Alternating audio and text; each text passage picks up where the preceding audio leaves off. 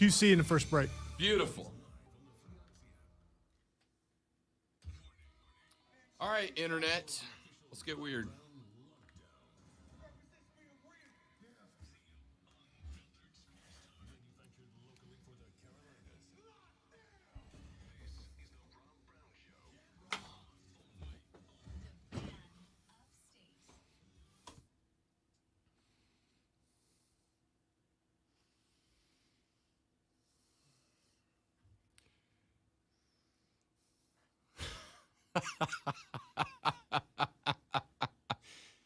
Why are you you're shielding yourself All right, so from the start of the show? You know when you're outside and you see the trees moving and you know a big gust of wind is about to hit and you just happen to be standing in dirt and it could get dust in your eyes. You got to brace yourself. You close your eyes, put your head down, get ready. That's what I was doing. And then you disappointed me and everyone else out there who's waiting for that Monday morning, let's get going type thing. Ladies and gentlemen, welcome to the Rob Brown Show's on your radio. This is the Fan Upstate. Happy Monday, Upstate South Carolina. Happy Monday, America. Happy Monday, world. Let's get it. 3 hours of sports talk excellence begins right this very second. My name is Rob Brown. Directly across from me, the other seductive voice that you hear coming across your radio speakers this AM. He is the Sultan of Swag, the Professor of Perfection, the Wizard of Wave, the Great One, Lonzo at the helm. Happy Monday, big fella. Happy Monday to you. I love Monday. Monday's just awesome. You don't love Monday. Nobody loves Monday. No, I do love Monday. Why? Because I get to come in and spend time with you and with all the listeners out there. Why would I not love Monday? Because it's not Saturday or Sunday. I've had a really, really physically busy weekend. I got you. So I'm glad to be back in studio. So it's more about you're mandated to sit in one place and not be doing things more than anything else.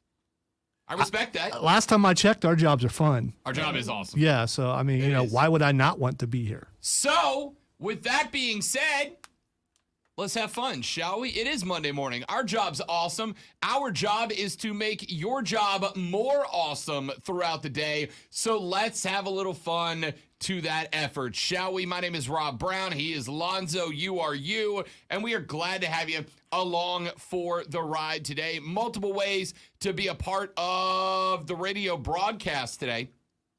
You can start on the phone lines at 844-FAN phone, 844-326-3663. That phone line stays open for you from the start of the show until the end of the show.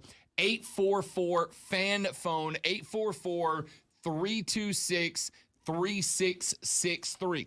You can also text the broadcast on the Preferred Home Services text line at 71307. Start your text with FAN, F-A-N, FAN, F-A-N, and we will read those texts on the air. And by the way, I had a conversation this weekend because it was the first weekend in about 7 that I didn't have that much to do.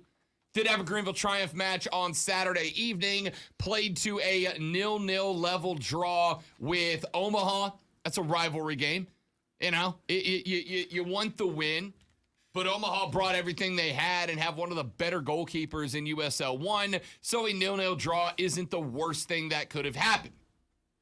And then yesterday, had a friend's birthday party, went out, smoked some baby back ribs, knocked back some corn on the cob, a solid Saturday in the summer. But for the most part, didn't have a lot to do. So on Saturday at the match itself, I got introduced to a young man who is running he's propping up a new pizza restaurant over in Simpsonville. And I got into a talk with him, primarily because, yes, we need an official pizza of the Rob Brown Show. All right, we just do. Lonzo and I are pizza guys. All right, big fans of the za, bro.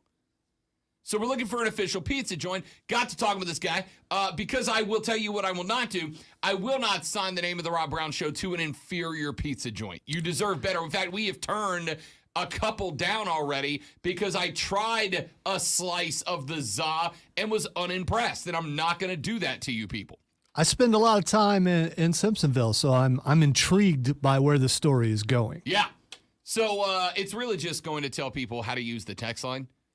But we are looking for the official pizza joint of the Rob Brown Show. We've turned down 2 that have come to the table looking for a spot. And that's not to say I don't support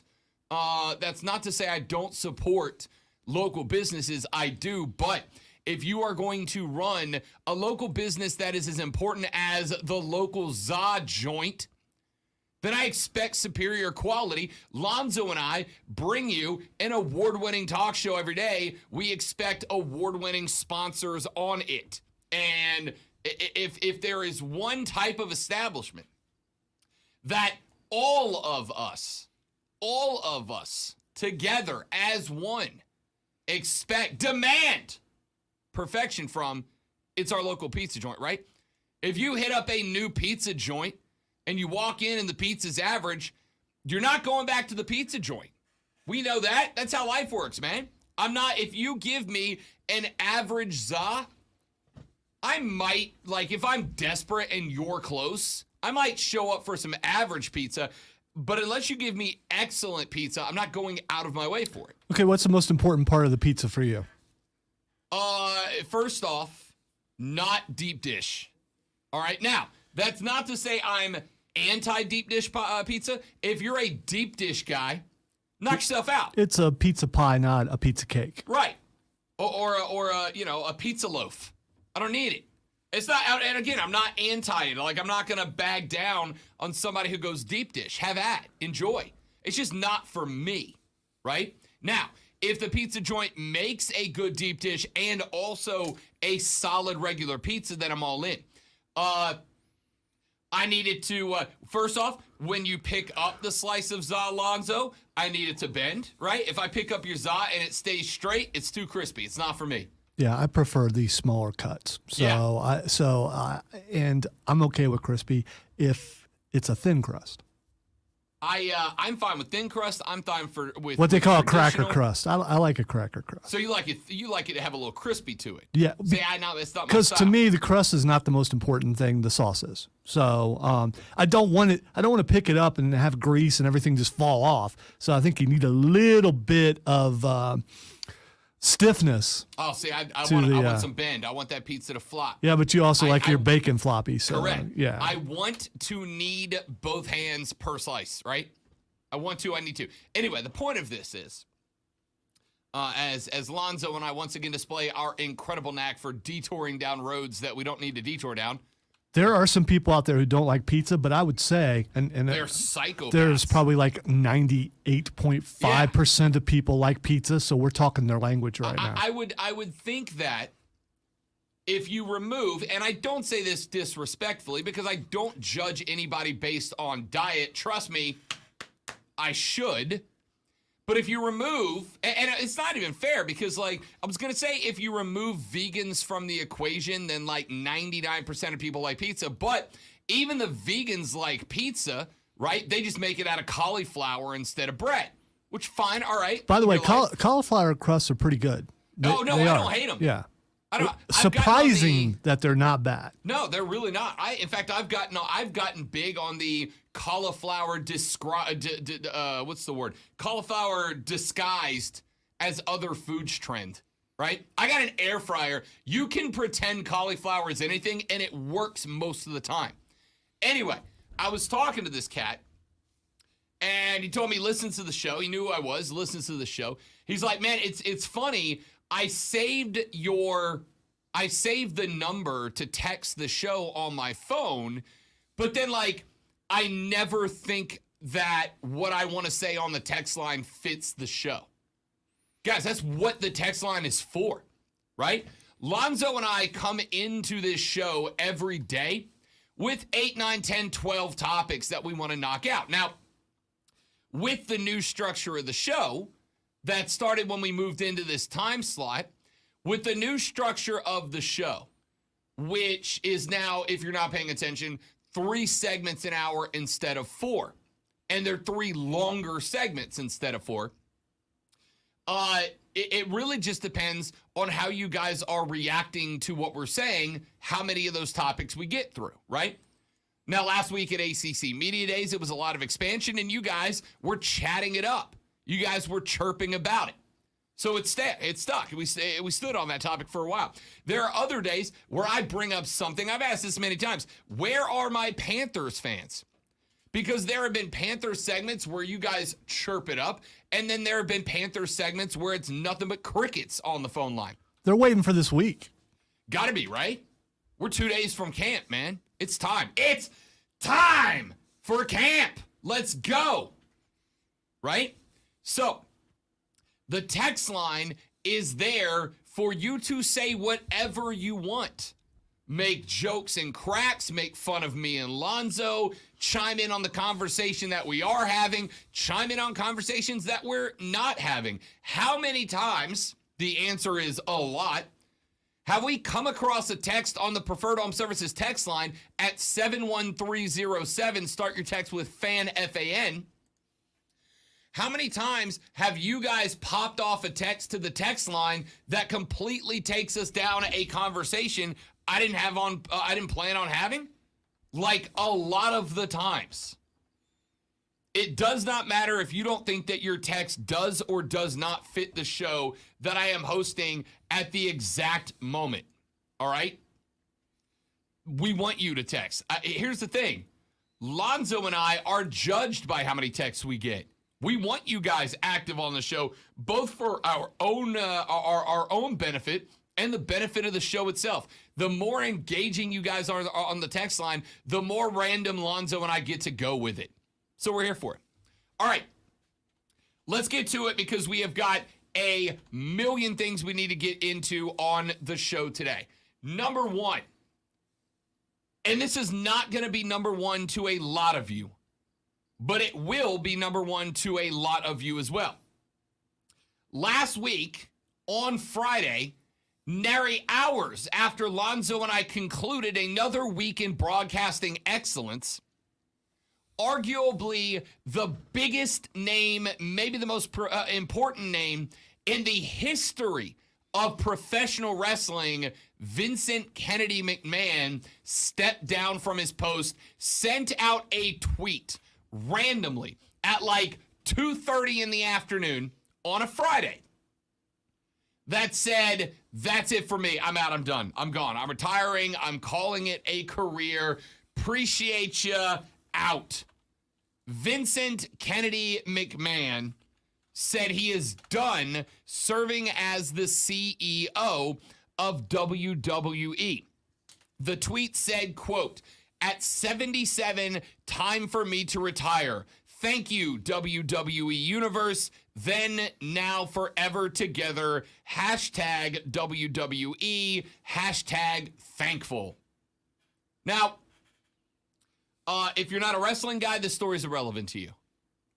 If you are or have been a wrestling fan for what, Zoe, the last, 40 years of televised wrestling, this is, I would say, the biggest thing that's ever happened to wrestling for a lot of different reasons.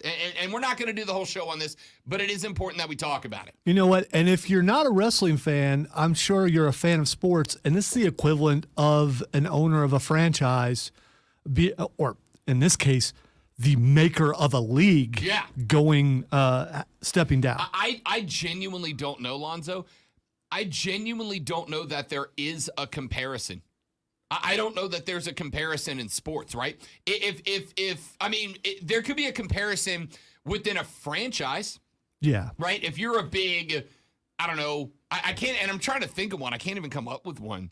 But if you're a fan of a franchise that was established, founded, funded, and brought from the ground up into prominence by a single owner, and that owner had been in charge of that game since the inception, not of the sport, but of that franchise. Maybe someone like Bill Gates or something like that. Maybe you could compare it to that. Someone whoever it was who started Google. I don't know. I mean, I don't even know. And I'm trying to draw a comparison. Without this guy, wrestling as we know it, the business that it is would not exist. Yeah, and that's what it comes down to. Listen, I very much think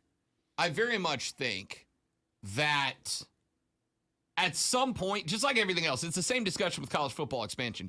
There was an inevitability, considering how popular professional wrestling was back in the Buddy Rogers days, right? Back in the early Duff the Rules days, back in the territorial days, network wrestling was not a thing. But considering you could sell out, and did before TV, Madison Square Garden would sell out for wrestling matches for territories, not for a nationally touring company, for territories. A televised wrestling show, nationally distributed, may have been inevitable, but we don't know that it would have happened the way that it happened or as successfully as it happened without Vince McMahon. So I don't know if there is a comparison in sports that we can make that goes, this is what it's like if you're not a wrestling guy. Now, we also found out within the same span of time as Vincent Kennedy McMahon stepping down, we also found out that apparently, and I don't know that this is a rumor. I've seen enough smoke to consider a fire. But apparently the Wall Street Journal has another report coming out about VKM. And it would make sense, right?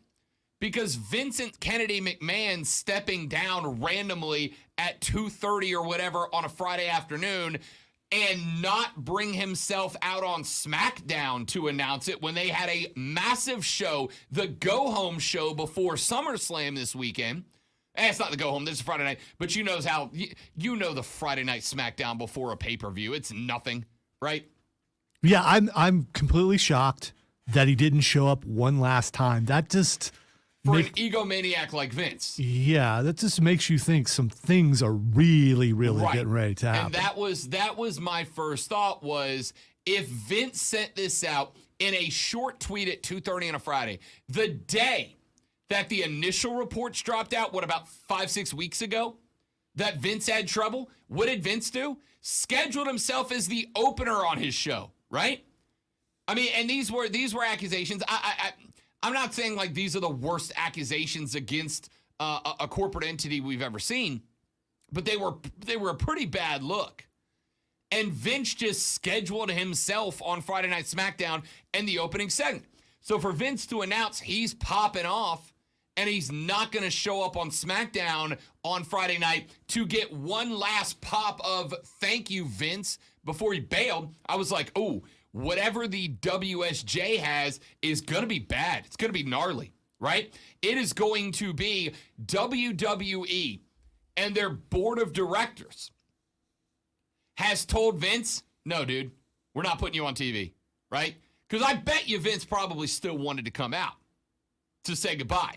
But whatever this report is going to have, and WWE knew about it, is my suspicion. See, I disagree with you there. I think he's worried because he would have did a press conference or something. This is a major business owner stepping down, a billionaire or close to a billionaire, depending on what time of the year it is, stepping down from a company.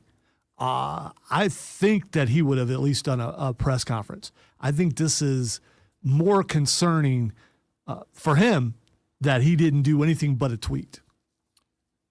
I mean, yeah, you may not be wrong. You may not be wrong. It's a bad look, and to have him go down that quickly on a random Friday and do it. Listen, people have asked me many, many times, Rob, why does so much news break on Friday afternoon? The answer is so that people like me don't have hours on the radio to break it down. So that people on the internet with podcasts and vlogs and whatnot don't have hours and hours and hours over the course of the week to break it down.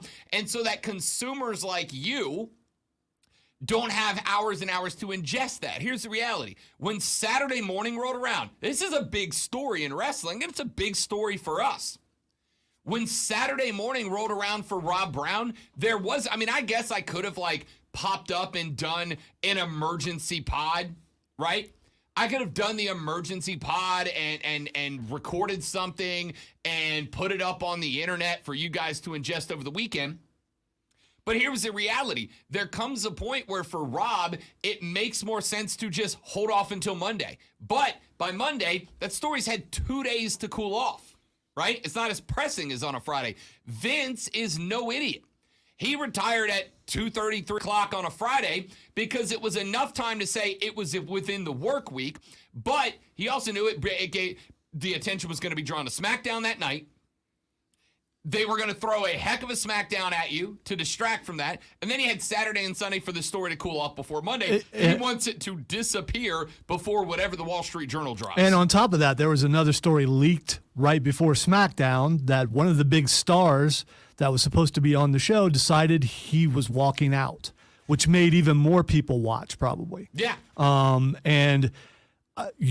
I was texting you watching SmackDown Live, which I never do. I usually record it so I can skip past a bunch of stuff, commercials and certain characters like Becky Lynch, who I don't like.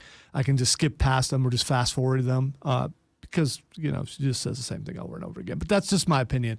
But the fact that Stephanie walks out and I was texting you when that was happening, it's like, okay, I'm going to watch this whole thing live because I'm waiting to see what happened, especially right before Brock Lesnar has walked out. Yeah. And it's like, okay, if this is true, are there any more talent going to walk out? And this is a live show. Scripted, yes, for the most part. There's a lot more improv than people think. But when things are scheduled, they have to do a mad scramble to replace that. And from a producer standpoint and from a fan standpoint, I want to see how they handle that. Yeah. Yeah. It's, again, it was very interesting. It was chaotic on Friday. From what I understand, had a decent SmackDown Friday night, 2 days to cool it off. And then I come in here and I talk about it and people text me, old news, Rob, old news. Well, I wasn't on the air Friday, so it is what it is. Well, you know what's not old news, and I'm not going to use a breaking news thing because I talked to you about this earlier. It's also being reported again, this time by Meltzer, who supposedly has inside on everything. Email just sent to WWE employees. Paul Levesque is the top man responsible for creative. The thing that wrestling fans have been begging for I don't know, a decade maybe, has now happened. Will we see a difference tonight on Monday Night Raw? So, look, Triple H is in charge. And to me, the last good product that company put out was Triple H's NXT, was the black and gold NXT with Morrow on the mic, right? So if that's the case, and on top of that, while that's happening, AEW got unlucky with Omega out, Danielson out, Punk out. I mean, they lost a handful of their biggest stars all at the same time to injury. AEW has been not great the last, 2 weeks, 3 weeks. So it's a great time for WWE to reclaim its spot atop the throne. We'll talk more wrestling later on in the show, but we got to get to some other stuff. Coming up on the show today, the XFL has announced its 8 cities for its debut season. All 8 teams will play 10 games plus 3 playoff games. That's only 43 total games, all being streamed live on ESPN and Disney+. Are you in? The USFL, I thought, did okay. But I also thought that it was drastically hurt by playing all of its games in Birmingham, even when it had teams that had city names on it. The XFL will not be doing that. Are you more likely to tune in? We'll talk about that. Plus, the most existential article I've read in a while, a well-known columnist has penned an article that says college sports is dying. It's what? It's dying? Oh, the drama. Let's take a break. We'll get into that when we come back. Rob Alonzo, this is The Rob Brown Show and the Fan Upstate. QC. Be right back, stream. Don't go anywhere.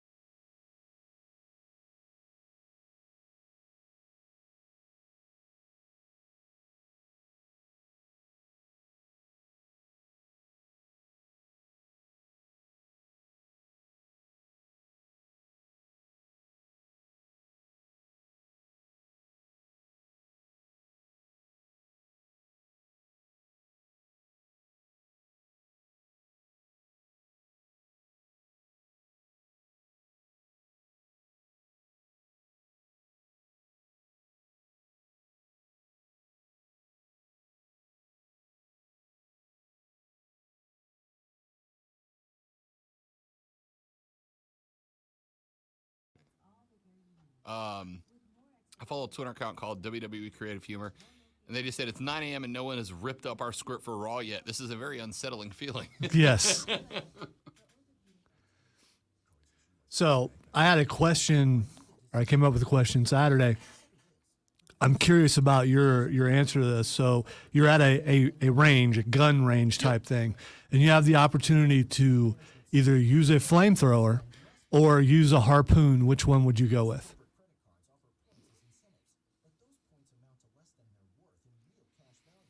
I'm going to go harpoon here, and here's the reason. Thank you. I'm going to go harpoon. Flamethrower, I feel like there's not much talent required for a flamethrower, right? You just point, pull the trigger, and destroy. Harpoon, I got to see if I can do it.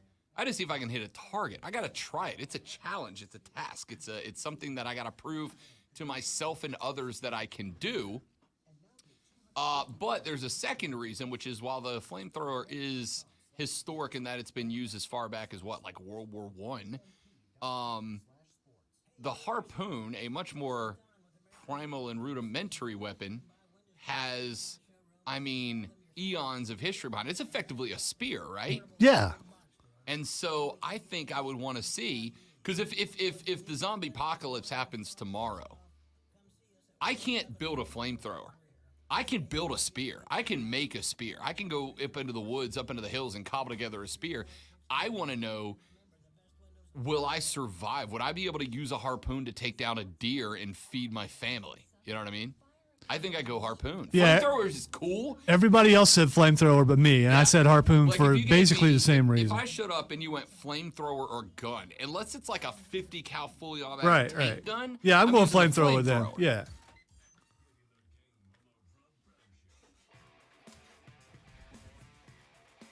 All right, you can watch us through the show live. Go to facebook.com/thefanupstate or go to YouTube, search and subscribe to The Rob Brown Show, and you can watch us do the show live, including the question that we debated. Actually, not debated because Lonzo and I were on the same side. If you got the opportunity to use a flamethrower or use a harpoon, which of those two weapons, if you were at a range that allowed you to do it, would you rather use a flamethrower or a harpoon? Lonzo and I both said harpoon because we got to see if we can do it. It's a much more, it's a task that requires much more talent, skill, and ability. Flamethrower is point and destroy. A harpoon requires precision and talent, and I would want to see if I have that. Yeah, so the Is other there whaler in my blood? exactly. With a flamethrower, you may miss at first. You just kind of keep Point it pushing more keep that pushing way. it till you get to the target. With a harpoon, You got one you shot. either hit it or you miss it. Yeah. Yep. All right, let's go to this. I've got I found it this morning, as a matter of fact. Most of my prep is done the night before. I've told you guys this. I sit on the couch late at night. We watch sports or movies. Last night, watched the Padres-Mets game while I'm doing prep. But, I do one last cursory glance through show prep stuff on Monday morning because you never know what breaks overnight Sunday night, like Adam Duvall of the Atlanta Braves having season-ending wrist surgery. He was chasing down a fly ball, ran into the wall, was initially placed on the 10-day IL with what was believed to be a sprained wrist, but after a second evaluation, turned out that he has some ligament damage. So Adam Duvall is going on the season-ending IL and has to have surgery, which means the Braves, who fortunately do have good outfield depth with Eddie Rosario being back and getting back into the swing of things, the Braves may need to be more active on the trade deadline hunt, as the trade deadline is now a week away. And we'll talk about that and what it means for the ATL later on in the show. But I was scanning through this morning, and I came across a column by a young man by the name of Drew Dixon. Drew Dixon writes for MSN.com and a site called Market Watch. And this is the opening couple of paragraphs that Dixon wrote in this column. He said, quote, "The combination of NIL, the transfer window, and the increasing domination of a few athletic conferences is a game changer. If we take it all to its logical conclusion, this professionalization of college sports will slowly kill off college football and basketball programs at many universities. It will also spell the end for the other sports at those same universities, both men's and women's, that they subsidize. That said, in many ways, it's nice to see more college athletes finally get to share in some of the spoils. So basically what he said is, look, it's great that the athletes are able to cash in a bit on the billion-dollar industry for which they do the hard work of, playing the games and entertaining us with them, while there are others in ivory towers who are raking in seven-figure paychecks by just organizing them effectively. But it's really the first paragraph that got me. Quote, this professionalization of college sports will slowly kill off college football and basketball programs at many universities, end quote. Now, I'm a little interested in this because the professionalization of college sports, Lonzo and I have gone head-to-head on this many times. Mark Ryan and I have gone head-to-head on this many times, as late as last week at ACC kickoff media days. And I get the premise, right? I get the premise. Now, I think the premise at its core is good.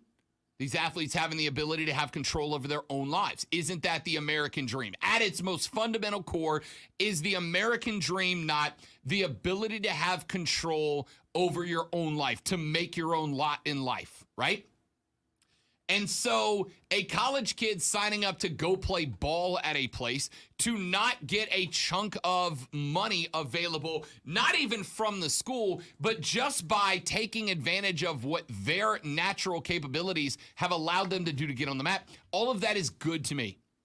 A kid being able to say, I came to XYZU, but unfortunately, I got sold a bill of goods that doesn't match up with what's happening, so I'm going to go somewhere else to make my own lot. That's good.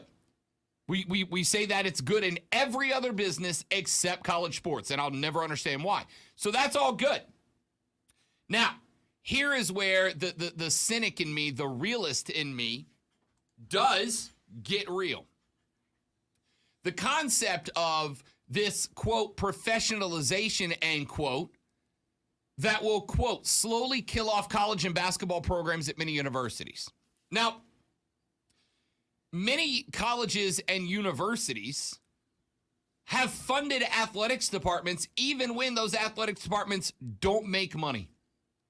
Do you think, for instance, that Furman basketball, which has been a pretty recognizable brand even on the national landscape over the years, do you think that Furman basketball, and I'm not saying this to take down Furman because I'm a big fan. I got the Furman polos, multiple, hanging in the closet right now, ready to go for college football season because we are the voice of the Furman Paladins. Our buddy Dan Scott will be back on the call when we air Furman football coming up in a couple of weeks. And then in a couple of months when Furman basketball starts its next SoCon campaign. And we love it. But do you think that Furman Paladin football is a profitable endeavor on its own? No, there's always been ways that colleges and universities have funded athletics so those athletics can continue. If the model wasn't viable, then junior college sports would not exist. Community college sports would not exist. My old hometown school that I used to call play-by-play for on the basketball court, the Northwest Florida State College Raiders. That school has a population of about, 2,200 kids. Do you think Northwest Florida State College Raiders basketball is a profitable endeavor? No.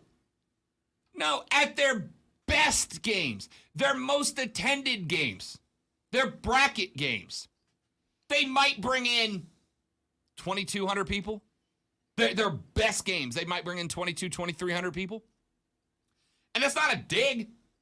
I attended those games for years as a fan and calling play-by-play. So I love college basketball. But it turns out The SEC isn't calling Northwest Florida State College. The University of West Florida, my alma mater, go Argonauts, fielded a football team for the first time 3 years ago. Went on and won a Division II national championship in their first year. Even with that, UWF football plays its games or up until now, has played its games in a converted baseball stadium downtown and drew, I don't know, in downtown Pensacola, Florida, one of the fastest growing cities in that state. It drew 3,500 people, 3,700 people to regular season games. Do you think that is a profitable endeavor? No. There are other ways that these schools make these athletic departments run. Now, yes, fortunately or unfortunately, depending on which side of the line that you stand on, it is likely that some other sports that are bigger money costers than money makers will die. There are going to be some track and field teams that don't exist after this. There are going to be some swimming and diving teams that don't exist after this. But can we, for a second, stop pretending like you care? For a second. And I'm not saying it's good, okay? I want high school kids that bust their asses to be the best track and field star or cross-country star or swimming and diving star that they can, to have the opportunity to take those talents to the next level at the high college level. For a couple of reasons. Number one, for them, it's a passion for them. I want them to be able to chase their passion. But number two, because where do you think the United States of America's Olympic teams come from? It's all those college kids that make up our U.S. Olympics teams, our U.S. nationals teams that compete at various international events. But here's the reality. If I asked right now for you guys to text me the name of the best swimmer at Clemson or South Carolina right now, Lonzo, how many texts you think we get? Maybe one from the parent of one of those kids if they're local? Are we sure that both those colleges have swimming programs? Nope, I'm not. Do you know why? It's not because I wouldn't track them if they did. It's because it's pointless for me to do it, right? Anytime that I get into those types of sports,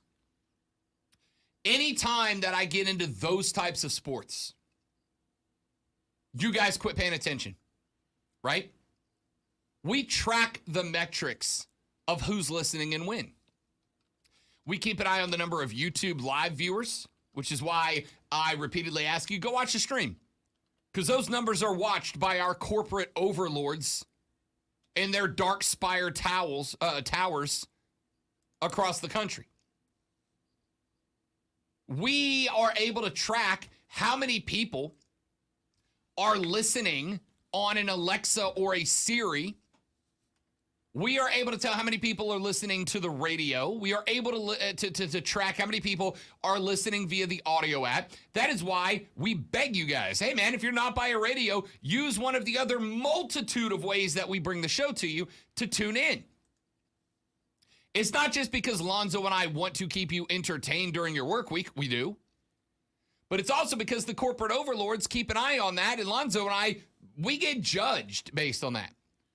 And then by tracking those metrics, we can directly tell what segments you guys are listening to and reacting to, which ones you're not.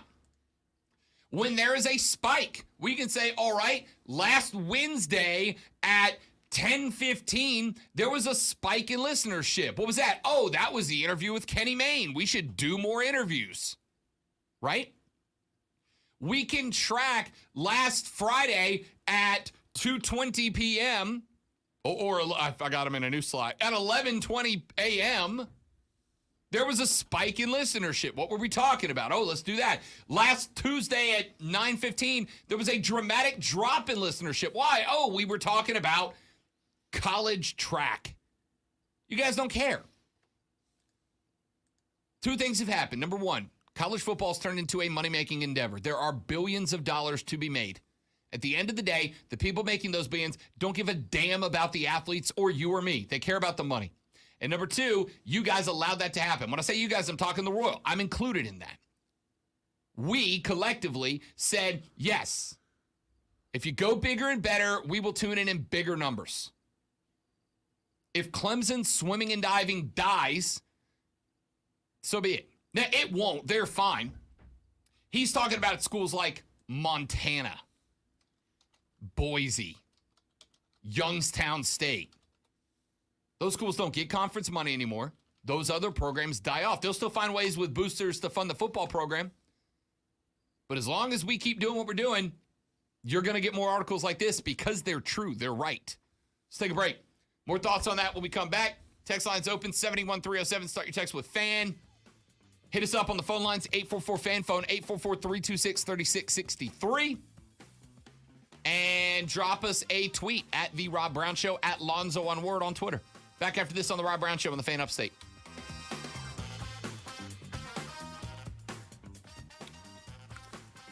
Keegan just said, what up, what up? Just found out Freddie Prinze Jr. used to write for the WWE, so now I don't know what to think. Oh, is Keegan going to freak out at some of the other things Freddie Prinze Jr. did in WWE? Yeah, he has his own podcast. You should check it out, especially some of the early episodes. He talks a lot about who he actually wrote for, some of the confrontations he had, some of the just you should check it out, Keegan.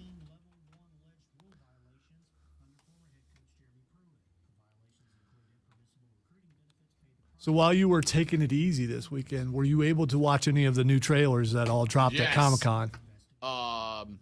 Namor is going to be great.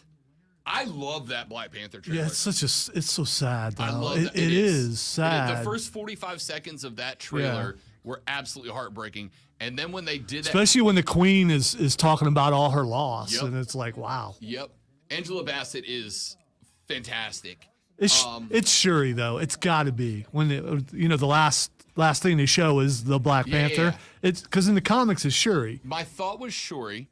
Here's what I love. First off, in that trailer, the music transition from No Woman No Cry to the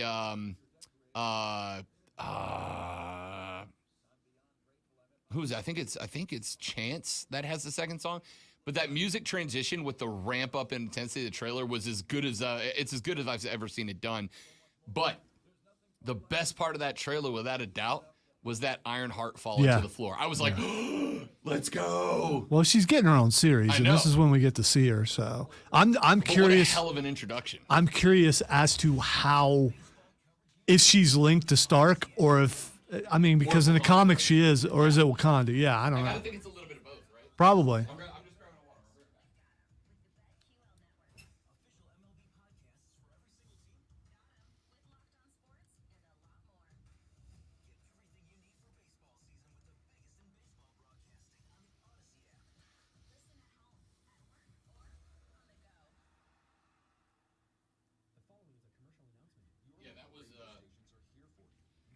That was as well of a trailer as Marvel's put together in a while. The Black Adam trailer was good too, and if you watch, because now all the panels are starting to come out. Some of it is people filming on their phone, and other ones are actual. The Black Adam thing started with a bunch of smoke and everything, and then The Rock as Black Adam comes out and like on a platform and says a bunch of stuff as Black Adam, and all the lanyards had LEDs in them. And I don't know if the people knew it, but he kind of goes like this, and the whole place lights up with all the lanyards like it's lightning. It was really, really cool.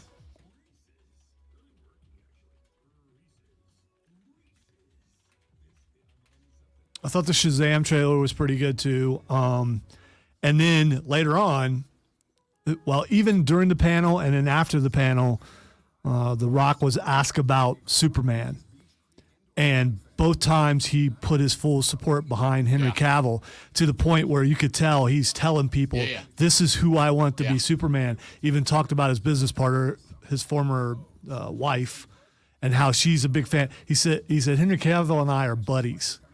And I was like, okay. Oh, Cavill's the guy for I that role. love, I agree with that. but with the Flash coming out, still, even with all the Ezra Miller problems, it's their chance to reboot everything. So I thought the Black Panther trailer was great. They did themselves a great service with that She-Hulk trailer. yeah, the She-Hulk trailer is first like, one was okay, terrible. yeah. And the second fact, one, I was like, okay, I laid in bed last night and I was watching them on my phone, and I got through about halfway through the She-Hulk trailer, and Courtney, who's into the Marvel stuff, but obviously not to the level we are, was like, what's this for? And I was like, oh, She-Hulk. Because she saw Bruce, and when she saw Hulk, she was like, okay, I'm intrigued. She goes, start it over. So I started over, and she's like, okay, we can watch that one. So, because she didn't say that after the first one. So they roped her back in. They did themselves a service with that. it's supposed to be a straight up half-hour comedy. Yeah. Oh, I'm here for it. So yeah, me too. You can do funny stuff. Yeah, I I'm here agree. for it.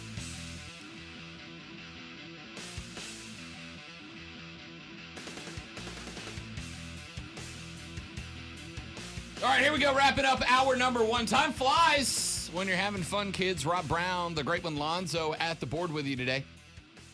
844-FAN phone, 844-FAN-FONE, 844-326-3663. Texter says, Lonzo needs his own show, Lonzo in the Forest. Lonzo with a sports show. I will produce that show. What do you say at some point today, we do another 3 hours, but we just flip sides of the board? We could do that, but here's the problem. I've already done that. You know, I've already. I have I have my own sports show for like 14 years. You know, I'm good. I like being on this side. It's awesome. You get to do more stuff, and you get to work with fine people like Rob Brown.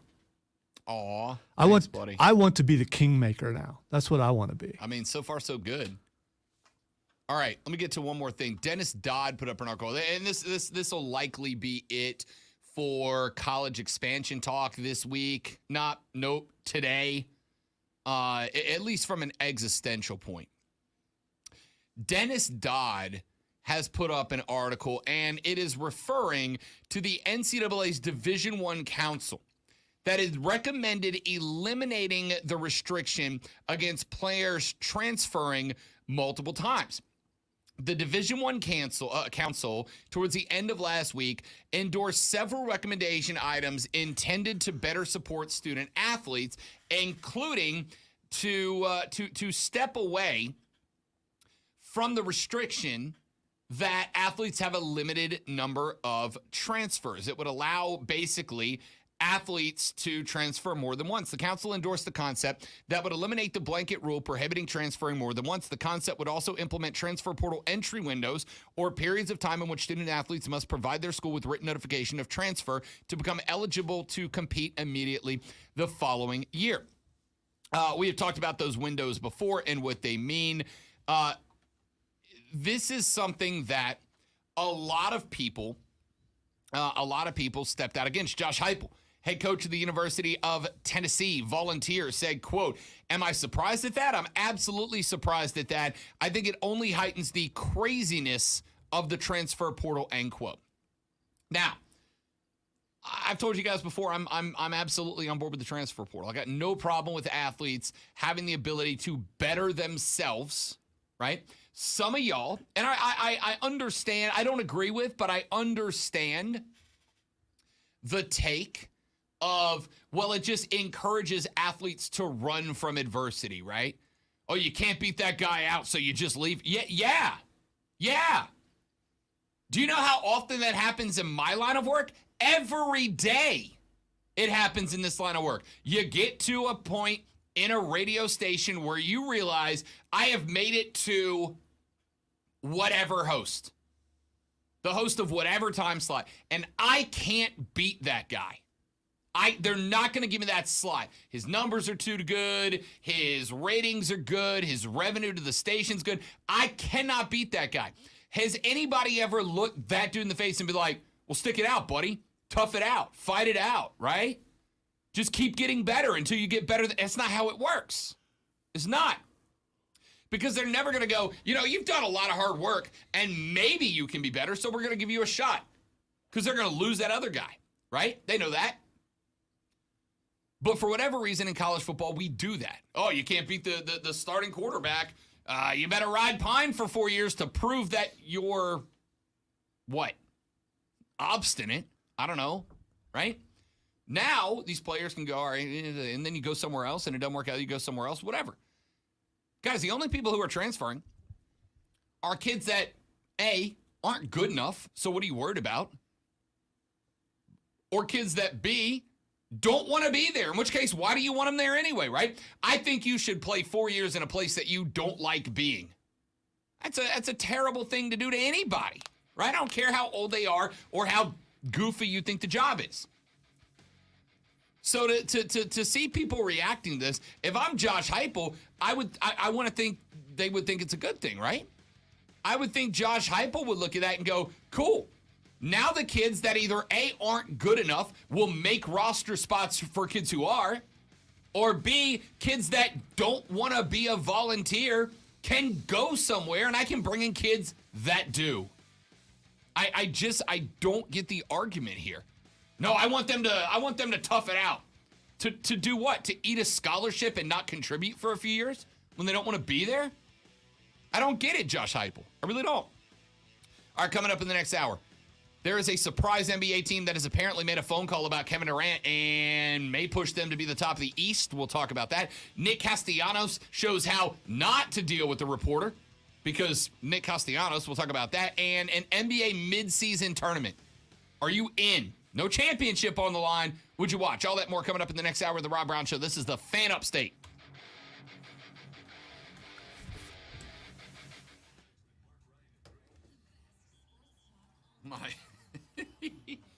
My mom texted, stop saying za, and Yeah. what the hell are you wearing? Yeah, I've never heard it said as za, and I just thought you were like making it up like right as we spoke, and Slice of the za, bro. It's a very like stoner surfer way to say it. okay.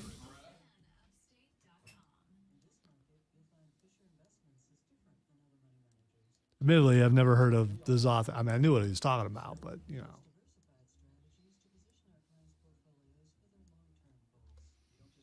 question is, will he listen to his mom?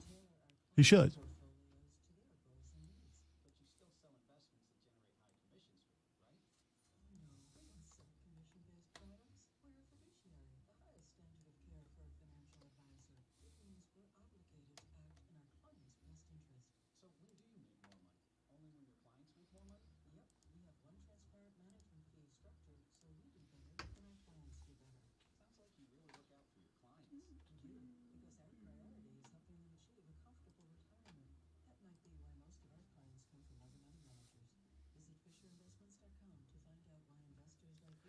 No, here's the thing.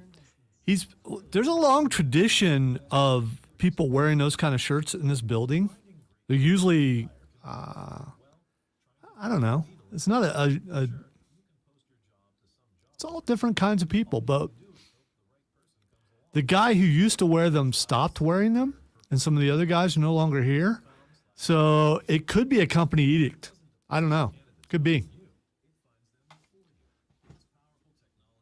There's a company edict about having at least one hippie, someone with long hair in the building. Now there's two, which has me a little worried that I'm going to be required to cut my hair. But yeah, there might be a company edict for those kind of shirts. And Rob's at the height of fashion, so if he is asked, hey, will you do it? And the chance that he might start a trend, he's going to jump in there and he's going to do that because that's what he does.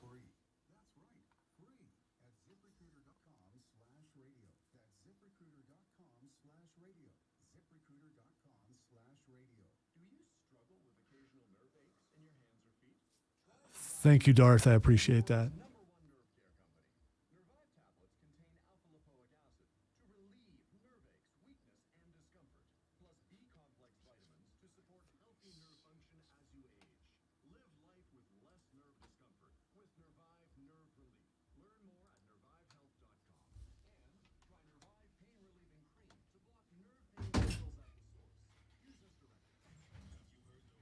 Rob looks like he lost a paintball match. So I'm also not quite sure if Rob has actually borrowed things from that person's closet.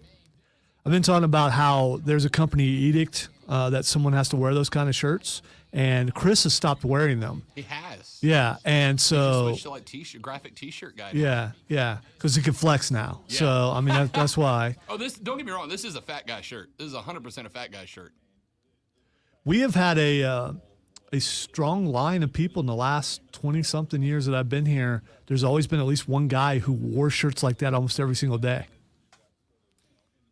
So we leave for. It looks like a bomb pop. Yes, it does a little bit. It does. We leave for the Dominican. Not. Next week. No, we leave next Wednesday. Yeah. So in a week and 2 days we leave for the Dominican. So I went and got a bunch of like, you can wear this to the pool, but also to dinner at a resort shirts.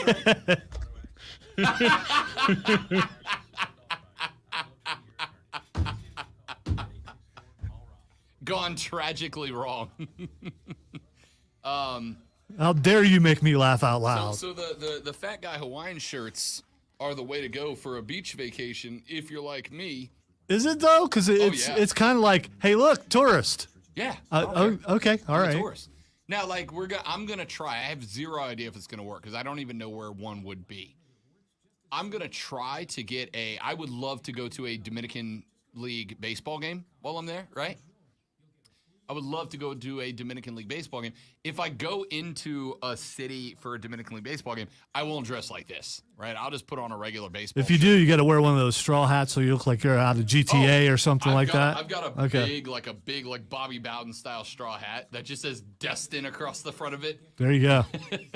The problem is, how do I get that there, right? Because I don't want to wear that through an airport and on an airplane, but it's too big to pack. It eats up too much room. How do you pack that, or do I just get one when I get there? I bet they have. You could buy them there. They'll probably be Then how do I get that overpriced. back? I don't know. Or do I just donate it to somebody else on the way out the door? Hey, I'm leaving and I can't bring this home. You free you toss it giant into the hat. ocean like a frisbee and see how far you can throw it. Well, of course, filming it the entire time. Yeah. Darth says ship it to yourself. You could do Oh, that. that's true. But will it cost more to ship than the Right, cost than of the just buy hat? it. Yeah.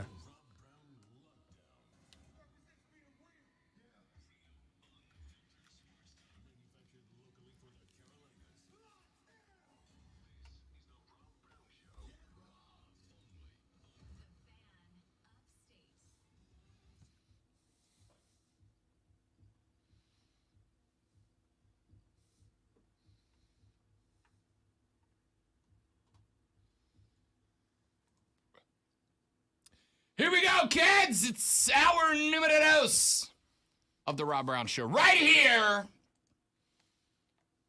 on the Fan Upstate. Rob Brown, the great with Lonzo with you on a Monday morning. Be a part of the show, 844-FAN, phone 844-326-3663. Text us on the Preferred Home Services text line at 71307. 71307. Start your text with FAN, F-A-N. Texter said, FAN, Scuba Steve. And that was it. What? What? I don't understand. No comprendo, amigo. I want to understand. A Big Daddy reference in the year 2022 is very much appreciated. Okay, look up Scuba Steve. You'll be offended. What are they doing to my guy Scuba Steve? No, I think they're saying you're Scuba Steve. Oh, I look like Scuba Steve? I think that's what they're saying. That's what I'm getting out of it. I've never seen Scuba Steve until now. You never saw Big Daddy? Great movie, man. Great movie. One of a very few number of Adam Sandler movies that I like was Big Daddy. What's his 5-year plan? Not to die? Great movie. All right. We got a lot of stuff to get into in this hour of the show. We'll start with this one. We've asked the question before. I am making you the GM of your team. You're the guy. You get to make the personnel decision. Do you want Kevin Durant? Obviously, Kevin Durant is an exceptionally talented basketball player. Kevin Durant also comes with a lot of baggage. We know that, right? He comes with the burner accounts. He comes with the squabbling with other players. He comes with the multiple failed experiments everywhere except Golden State. And on top of that, Golden State just got ringed. So you can't even say that Kevin Durant's what made Golden State a success. They just did it without him again. Are you in on KD? Well, a surprise team has just jumped up and added themselves into the mix. How about the Boston Celtics throwing their hat into the KD sweepstakes? The Woj, Adrian Wojnarowski of ESPN said, quote, "The Celtics appear no closer to acquiring Durant than any others in discussions with the Nets, but Boston's ability to include all-star forward Jaylen Brown as a centerpiece in offers does help to make the team formidable in its pursuit. The Miami Heat, Phoenix Suns, and Toronto Raptors have been well known to have varying degrees of interest in Durant, but the Celtics have also been in regular contact with the Nets," sources said, end quote. So, nothing is imminent. There is nothing happening right now. The Nets are obviously looking for one of the richest hauls in NBA history to get Kevin Durant shipped out of Brooklyn. But there's also the possibility that KD doesn't go anywhere at this point, right? We know that Kyrie is locked in. And the, dare I say, almost unsubstantiated reports that KD wants away from Kyrie have been flowing for a while, but they all seem to be attributed to sources.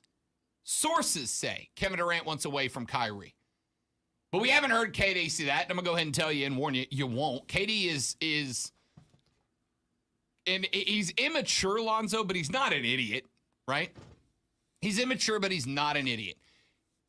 KD protects his own thoughts exceptionally well for a guy who has Twitter as his homepage, all right?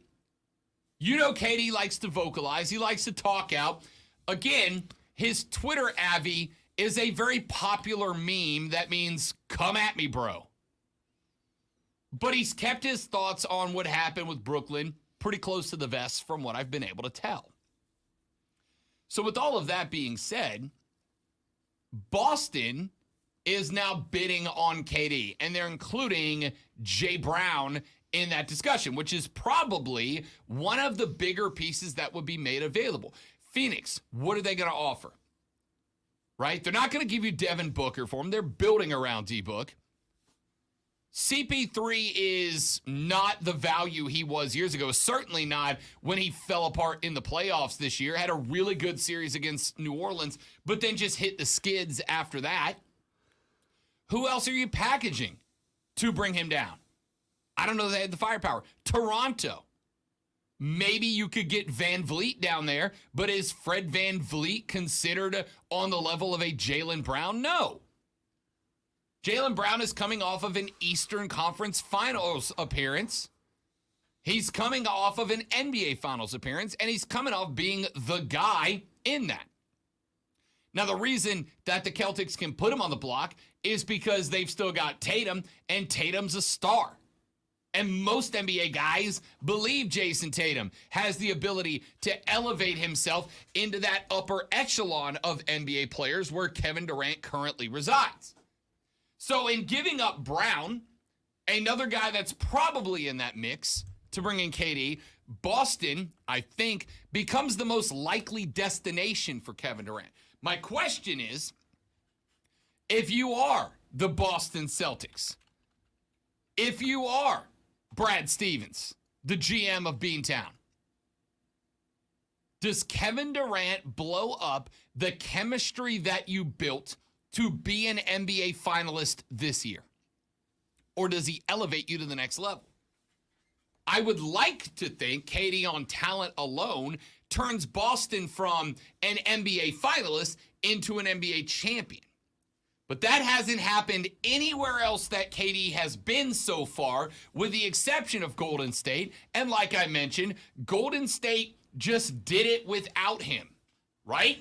Almost the exact same team, and they did it without him.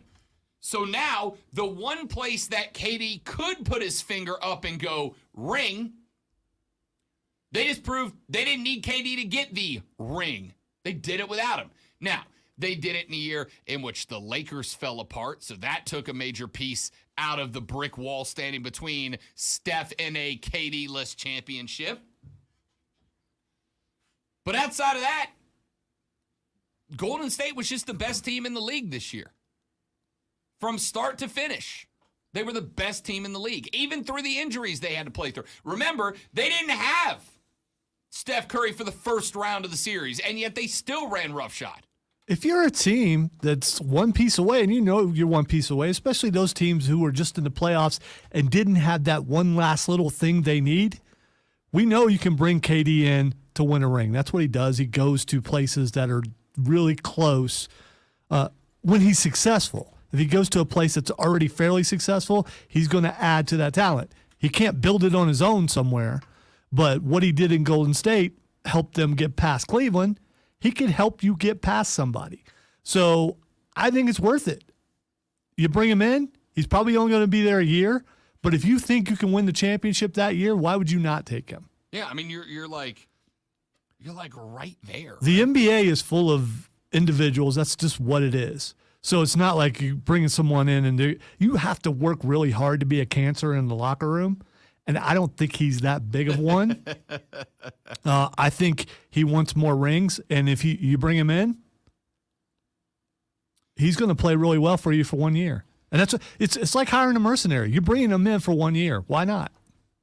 Hey, listen, every athlete is a mercenary, right? Every professional athlete is a mercenary. Of course, they're all doing it for money. Ain't none of them doing it for free because they're really proud of where they came up. All right, Zach points out that Golden State won before KD. Yeah, they did, but then they didn't. Right. And because, Cleveland was able to get past them, so they went ahead and brought him in, and then they won again. Golden State doesn't need him anymore. They needed him for when he was there, for sure. They needed him when LeBron was LeBron. Right. They needed a counter to LeBron, and that's what he was. Bingo. So, the question is, if you're Boston and KD wants out of Brooklyn, which remember, again, there is speculation, myself included, that KD could be convinced to stay in Brooklyn. Remember, KD requested the trade. He wanted out. He James Hardened. He wanted out.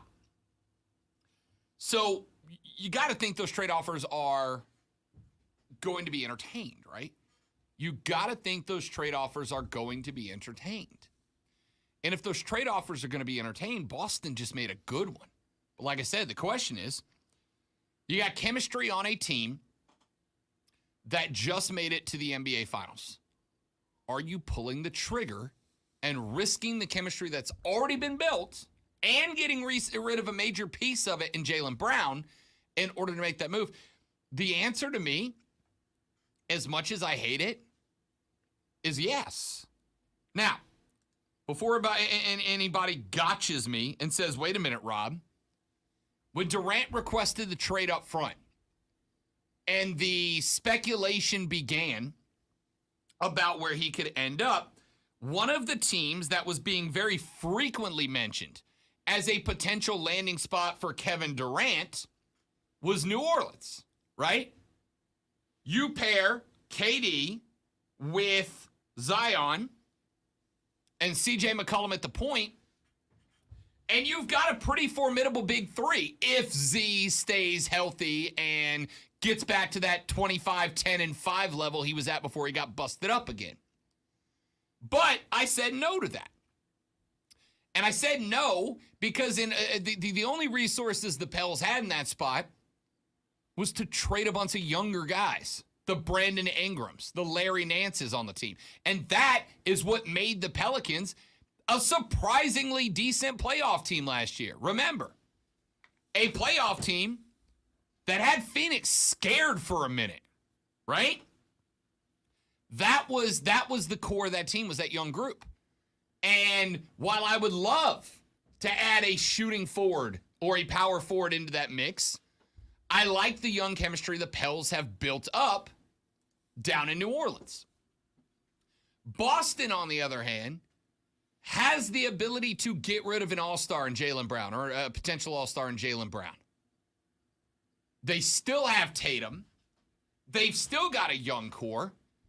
New Orleans would have Brandon Ingram, who I think is if he's not in the same category as Jaylen Brown, he's very, very close. But then they'd have to give up a lot of core. Boston, I don't know that they would. I think Boston could replace a lot of what Katie would have to give up. And again, if you get him for a year and he doesn't extend, right? Championship windows in the league, in any professional league, they close very rapidly, right?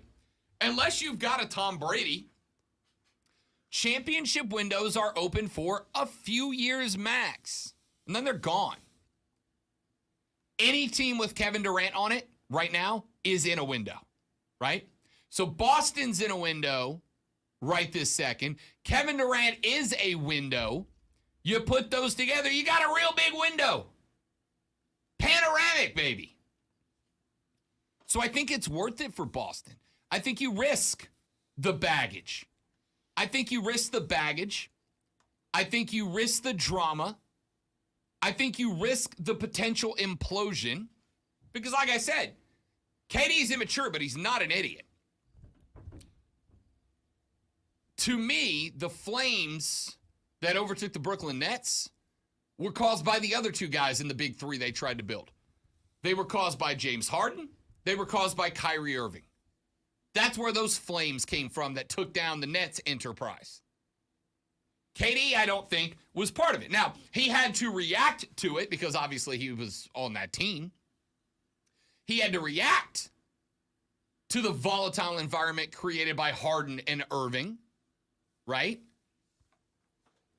And keep in mind, in offloading James Harden, the Nets brought in another guy considered volatile in Ben Simmons. Ben Simmons and Kyrie Irving together is a recipe for disaster. Ben Simmons is what happened if an NBA player and an Instagram influencer had a baby. And we all know how we all feel about Kyrie. Well, since we're not Nets fan, I'm all for it because I can't wait for the fun. The entertainment value's there. Yeah, there's going to be a lot of fun. Or it could be, nice and peaceful. And is Ben Simmons ever going to be on the court anyway? Yeah. I mean, I got to think so, right? Because at some point, even Instagram influencers hit a point where they're like, oh, my relevancy is fading, right? My views are going down. My clicks are going down. It's harder to get trending, whatever. Even the Instagram influencers get it. At some point, Ben Simmons is going to realize there is more talk about my lambskin outfit that I wore while I rode Pine during the end of the year last year when I could have been playing. There's more conversation about my outfit than my play. I got to fix that. I got to rectify that. I got to get back to what put me in this position before I start wearing more ridiculous outfits courtside while I'm not playing. But Simmons, Kyrie is volatile, and I think KD wants away from that. And if that is the case, if KD's just trying to get away because he also sees the writing on that wall, it makes sense, right? Because while I do think Kevin Durant cares a lot about his influence, his image off the floor, I get the impression KD still wants to win basketball games, right? I think KD still wants more rings. KD cares about where his legend, I guess, where his impact on the league falls. And he's got to go get another ring in order to be elevated. Because right now, listen, we can all talk about KD and how KD might be the best basketball player on planet Earth right now. But when it comes to legacy, does KD hold a candle to LeBron? No. No, he doesn't. LeBron's been far more important to the league. If Kevin Durant who is running out of time at this point. Kevin Durant is 33 years old. All right? Now, LeBron's playing into his 40s. We're all pretty confident of that, or at least close to it. But if KD, who is 4 seasons and that's it, younger than LeBron, wants to get into LeBron's territory in the next 4 years, he's got to get at least another ring, and he needs to do it as the focal point of a franchise. Because, again, the debate rages on. That doesn't get him into the territory. I don't think it does either. He's got to win, but it's the best effort he's got. Win a couple more rings. Oh, I agree. He needs 2 more to be vaulted into that conversation, because the 2 he's got, there are a lot of people, myself included, that put those rings on the hand of Steph Curry. That think that Steph Curry got those rings, and Steph Curry getting another one since the departure of KD makes that argument valid, right? So KD needs at least 2 more, and he's got to do it as the face. Who here right now, hands in the air, if you're playing the Rob Brown Show Home Edition, who thinks that if Kevin Durant is on the floor with Jason Tatum, that Tatum outshines KD? Anybody? No, I didn't think so. Kyrie could outshine Kevin Durant. Honestly, Ben Simmons, if he plays great basketball, could outshine Kevin Durant. Jason Tatum is not that guy yet. Jason Tatum is a good basketball player, but he is a 24-year-old basketball player. He has 5 or 6 really good seasons. 5 or 6 good seasons away from being elevated into that upper echelon. KD knows that Kyrie and Ben Simmons can overshadow him on this team if those 2 have a great season. He's the guy in Boston. And Boston was the closest team to not be an NBA champion this year. So if he goes to Boston, he's the piece that puts them over the edge. He's the guy that wins them a ring and maybe a second ring. Now Kevin Durant's legacy is elevated towards, not surpasses, but elevated up into that upper echelon with Bron and Mike and Magic and the guys. But he needs a couple to do it, and he's got to do it as the unequivocal face of a franchise, and he would be that in Boston. Boston needs to pull the trigger, because I think while Kevin Durant plays basketball to win games, and you don't have to like it, but Kevin Durant plays hard so that the name on the back of the jersey carries as much weight as the name on the front of it. And if you can take advantage of that and get him to elevate himself to that level so that the Durant name gets boosted by a couple of rings, you know what you get out of the deal if you're Boston?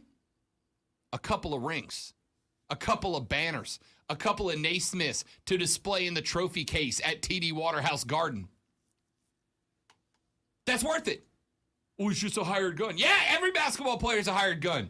Every one of them. You don't believe me? Go to Dame Lillard, who just got lauded for his loyalty to Portland, a team that has done nothing except waste the career of one of the best players in the league, and ask Dame to take league vet minimum. Ask Dame to play for $1 million instead of $200. You think Dame's doing that, even with his unquestioned loyalty to Portland? You think Dame's playing for $1 million a year? Hell no. They're all hired guns, some to more levels than others, some willing to take less time for more money and run around the league, but they're all hired guns. If you're Boston and you win 2 rings with KD, do you think 5 years from now you are going to care when people go, yeah, Boston hired KD to win a ring? No. You're just going to point at the banner hanging in the Garden and go, yeah. That's what I'd say too if I wasn't the champ. Let's take a break. Got a few more things I want to knock out this hour of the show. Live Tour has a problem. They got one thing going really well for them right now. They got another thing that I think is the first time that Live Tour will genuinely upset fans of golf. That hasn't been nearly as dramatic as a lot of us thought it would. But there's one thing that's happening, and it's not even of their doing, but they got to figure out a way to rectify it. and Greg Norman is the problem. Tell you what I mean coming up later on in the show. Also, I said I was done with expansion, but maybe not. I reevaluated some of the comments from Jim Phillips and some NCAA coaches at the ACC Media Days we covered last week.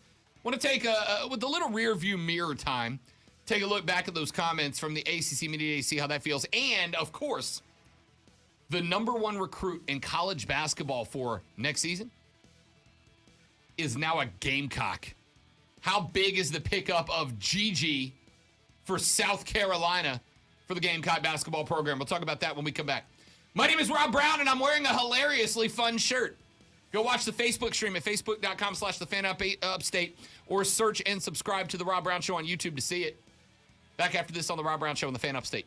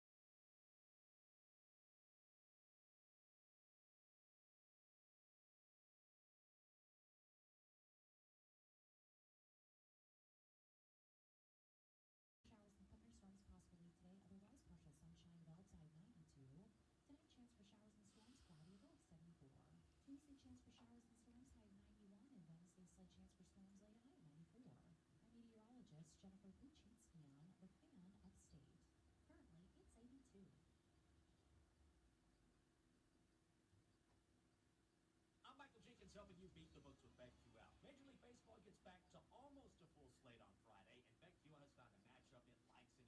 The Braves will host the Angels, and even with Shohei Ohtani on the mound for LA, BetQL is expecting runs to be scored in the ATL. The Braves have been red hot in July, averaging nearly 5 runs a game and going 12-5 thus far.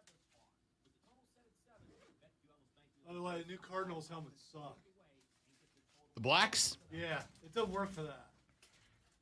I mean, if they put it with the all-black uniform, I think it can be okay. But it's not. It doesn't stand out like the Jets does.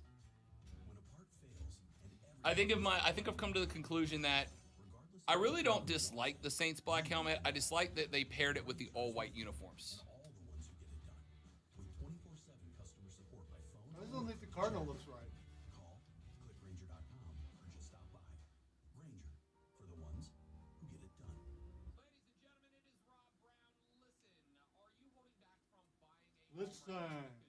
Listen. Kills me every time. Listen.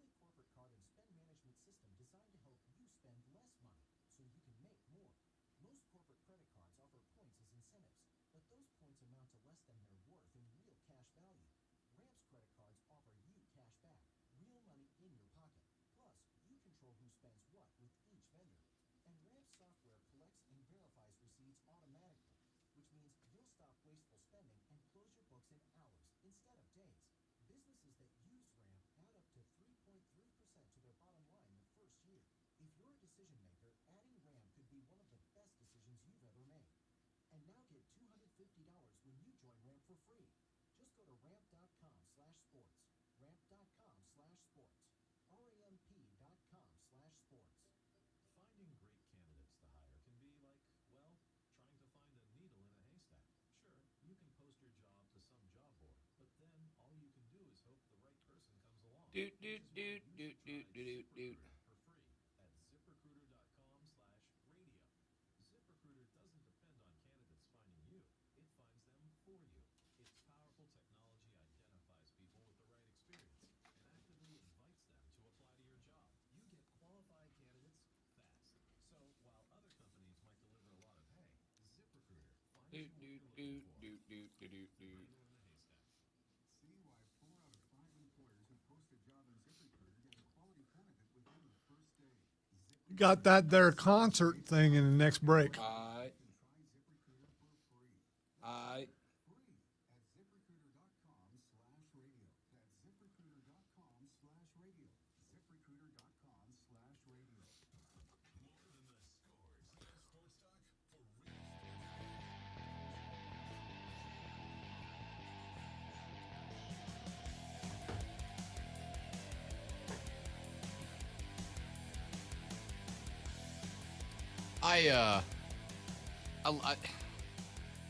sports fans are the best, man. The absolute best.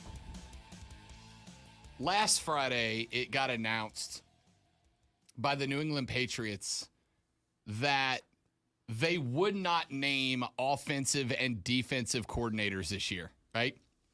They're just not going to name them.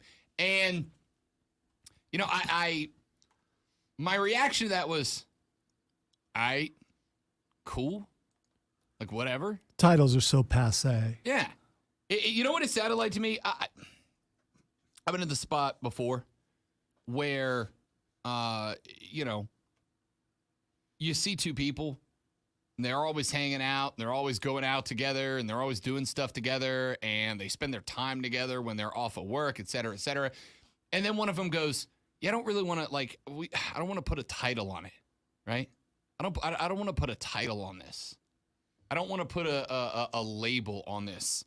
Now, there's two reasons that somebody doesn't want to put a title on a relationship, right?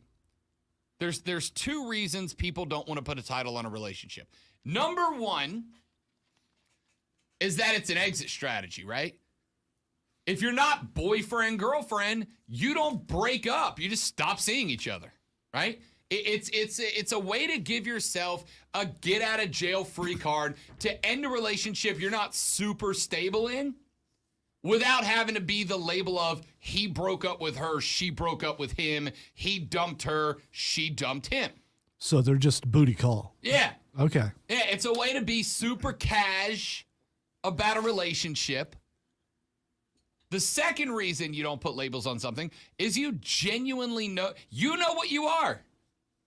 You know what you are, and you don't really care how other people view it, right? Boyfriend, girlfriend is a social label, right? I refer to my lady friend as the lady friend so that you guys, when I tell a story about her/us, you guys know what I'm talking about. And know that the relationship she and I have is not just two people who hang out, right? If I tell the story about Courtney and you don't explicitly know us, you might just think I'm talking about a friend, but I want it implied, I want it understood, inferred to the listener that this is a person I'm in a relationship with. But if you don't care about that, if you aren't worried about what other people know about your life, then a label at that point is irrelevant, right? If I tell a story about me and Courtney, and I don't explicitly say the lady friend, and you're just tuned into the show for the first time, you're going, who's Courtney? Why is this story relevant? Why do we care? But if I explain to you that Courtney is the girlfriend, the lady friend, the partner, whatever, now you know the extra layers to that story. As of now, the New England Patriots have said that they will not have an offensive coordinator. They will not have a defensive coordinator. The offense and defensive coordinators of this team know who the hell they are. Matt Patricia and Joe Judge have a combined 30 years of experience coaching in the National Football League. Could they be called co-coordinator of the offense? Sure. Of course they could. Matt Patricia is the senior football advisor and offensive line coach. Joe Judge is the offensive assistant and quarterbacks coach. They are co-coordinators. We know what they are. We've been around this team for a while. We know what they are. On the defensive side of the football, Steve Belichick has 11 years experience in the league. Gerard Mayo, the linebackers coach, has 12 years in the league. A combined 23 years of coaching experience. Could either one of those guys be labeled the coordinator? Of course they could. But here's the reality. At the end of the day, who's the head coach of the New England Patriots? It's Bill Belichick. And what do we know about Bill Belichick's coaching style? He's good at it. They won a lot of games, including some really important ones, when they had a guy wearing number 12 as their quarterback. Now, they got Mac Jones. They weren't expected to do much. They were a genuine playoff threat as we came down the pipe last year because Bill Belichick's good at his job. But Bill Belichick is a master details guy. Hoodie has his eyes on every play call that goes into every series of every game. We know that. So I'm cracking up when I scan the media sites this weekend after Hoodie says, yeah, we're not going to name coordinators. I'm cracking up at the media who's just having an absolute freak out about this. Right? This is a case of just because it's the way it's always been done doesn't mean that's the only way to do it. Is there a coach in the league that takes more responsibility and blame for his team's successes and failure than the Hoodie? The answer is no, there's not one. So why not just be the guy and say, I've assembled a crack staff. It is what it is. The labels are irrelevant here. I don't know why there are websites doing entire damn segments on, are the Patriots out of control? No, they're Bill Belichick. Come on, Belichick's troll game is so strong. It's so strong, and certain portions of the media are so easy to be trolled. I wouldn't shock me if he had a meeting with all of his coaches. They're hanging out, eating, and he said, hey, guys, watch this. Yeah. It would not shock me at all. Not at all. Not at all, man. So, I don't know. I just like in any company, you know who the guy is. Yeah. Here, we know who the guy is. Yeah. I mean, that's just how it is. There are different points of power throughout the building, but we know who the guy is. It's the same thing there. It all comes back to Belichick. He has a hand in everything. So I think he's doing this on purpose and he's having fun with it. He might be. He might be. For a guy who never smiles, I get the impression Hoodie takes some glee in this, right? It's a work rep. It might be. Genuinely, it might be. Listen, I'd be willing to bet the majority of you guys don't know the title, like the official job title that our boss down the hall holds, that Big Mark holds down the hall, right? But if I say the big boss, you guys know who I'm talking about, right? Y'all know who I'm talking about. He gets brought on the show. He has multiple titles. I don't think it's like there's one. Well, in relation to our team, our little team. His title here, and I hope he's listening. His title here is Sir. Yeah. But come on, man. You know that's Bill's within the office too, right? Oh, for sure. Yeah. You guys may not know Hendricks, and I would say it's even fair, right? Like Hendricks is the OC of this squad for the Fan Upstate. He's the one that calls the plays for us here on this station. You guys may not know his title officially, but you know who's in charge, right? We know the guys on charge. Who cares? And I know that I'm kind of doing the same thing by doing a segment on something that asks the question, why are people doing segments on this? But why are people up in arms that Hoodie won't have an OC or a DCN title? You guys know who's calling the plays. Matt Patricia and Joe Judge are co-coordinator. Hoodie's just not putting a title on it. Now, I think it's fair to ask the question, why not? Right? But like I said, there's two reasons why you don't put a title on a relationship. Number one is so that when that relationship falls apart, it's not as dramatic. It is less dramatic to say, since we put everything in, Lonzo and I put everything in terms of one of two paradigms. A, relationships, or B, wrestling interchangeably, right? If you don't, in a relationship standpoint, put a label on the person you're seeing. What is the more dramatic sentence in the social structure? I'm not seeing her anymore, or I dumped her. One of those carries heavier weight, right? It also depends on who you're talking to and True. how you say it. But if you are talking to somebody you don't know, you just know of them, and they say, I'm not seeing that person anymore, you go, okay, it was a casual relationship, right? They were just feeling it out and they never really got serious about it. Versus I dumped her, which means we were in such a serious relationship that I physically dumped her, right? Or the second reason you don't label something is because you don't give a damn what anybody thinks about it outside, right? If you are super, super comfortable in your relationship, you don't really care what anybody has to say about it from the outside. And ladies and gentlemen, is there a more I don't care what you think about my franchise's management style in the entire ranks of professional coaching around the country than Bill Belichick in New England? Yeah, I don't think Bill had that meeting we were talking about, a minute ago and said, you know what, guys, I don't like labels because labels hurt feelings. and you know what? I want this to be a happy family. I don't want your feelings to be hurt. So we're just not going to give any titles this year. All the meanwhile, Hoodie's in the background going, well, if Patricia and Judge screw it up, I'll just tell the media in week 18, we're not seeing them anymore. We had a good run, but it just didn't work out. We're not seeing them anymore. All right, let's take a break. Texter on the Preferred Home Services text line says, Patriots were late season playoff threat, 47-17, 7 touchdown drives, no punts, no turnovers, so much attention to detail, LOL. They weren't as good without Brady. Obviously. But does anybody want to tell me Mac Jones isn't a top 10 NFL QB right now? How many other drafted quarterbacks in the last 3 years have been as stable as Mac Jones? Joey B, Justin Herbert. Who else? I'm sure there's one or two I'm missing.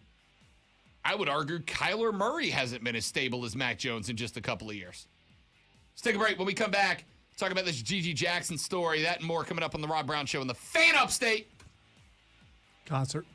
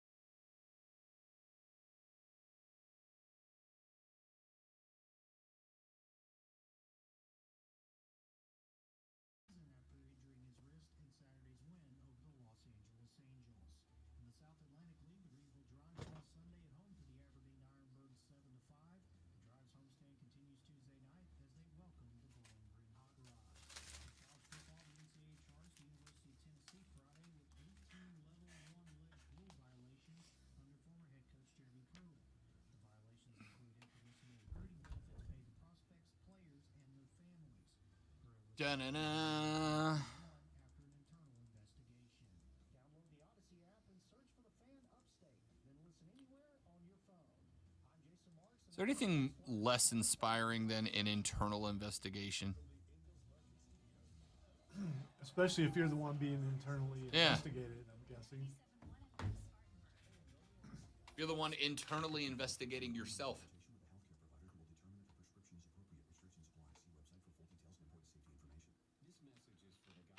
Never I been. have looked into my situation and found that I have done nothing wrong.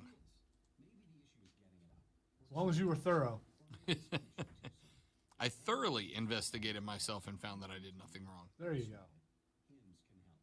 At 4hims.com, you can go online and get clinically proven prescription medication that treats these issues. Prescribed for Ba-na-na, ba-na-na, ba-na-na. medication is shipped free to your door in discreet packaging. Plus, Hims gives you unlimited follow-up visits with medical providers.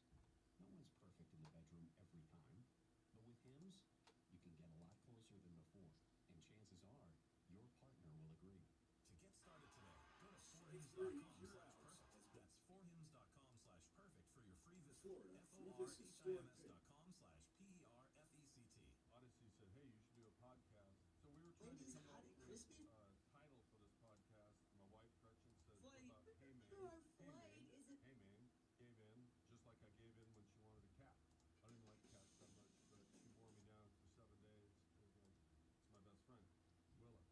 We have 2 dogs, 4 daughters, and a wife who just made up Hey Man. Hey Man.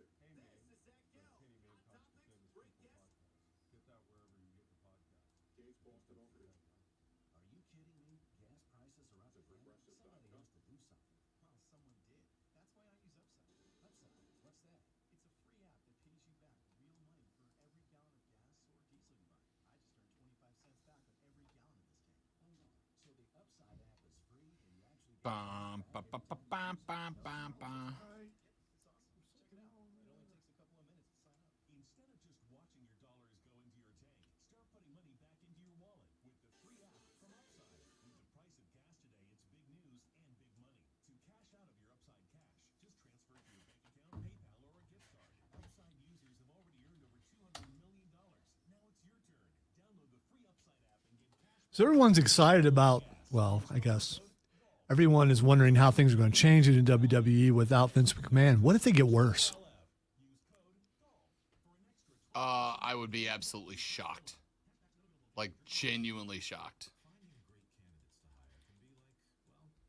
The only thing that can prevent it from getting better is if the TV folks start nixing Triple H's plans. Because H can run a show, and especially from what I understand, Steph and Paul Heyman are on really good terms with each other, which means that you theoretically, and H and Heyman are on good terms.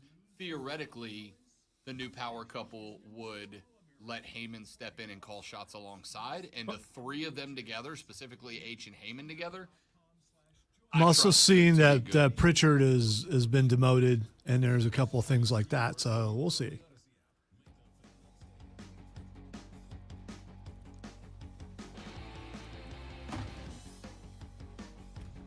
All right, for those of you that have asked, we will get into some WWE stuff in the next hour of the show after VKM retired. And for those of you that aren't wrestling fans, stay with us because it's like a few minutes. Deal with it.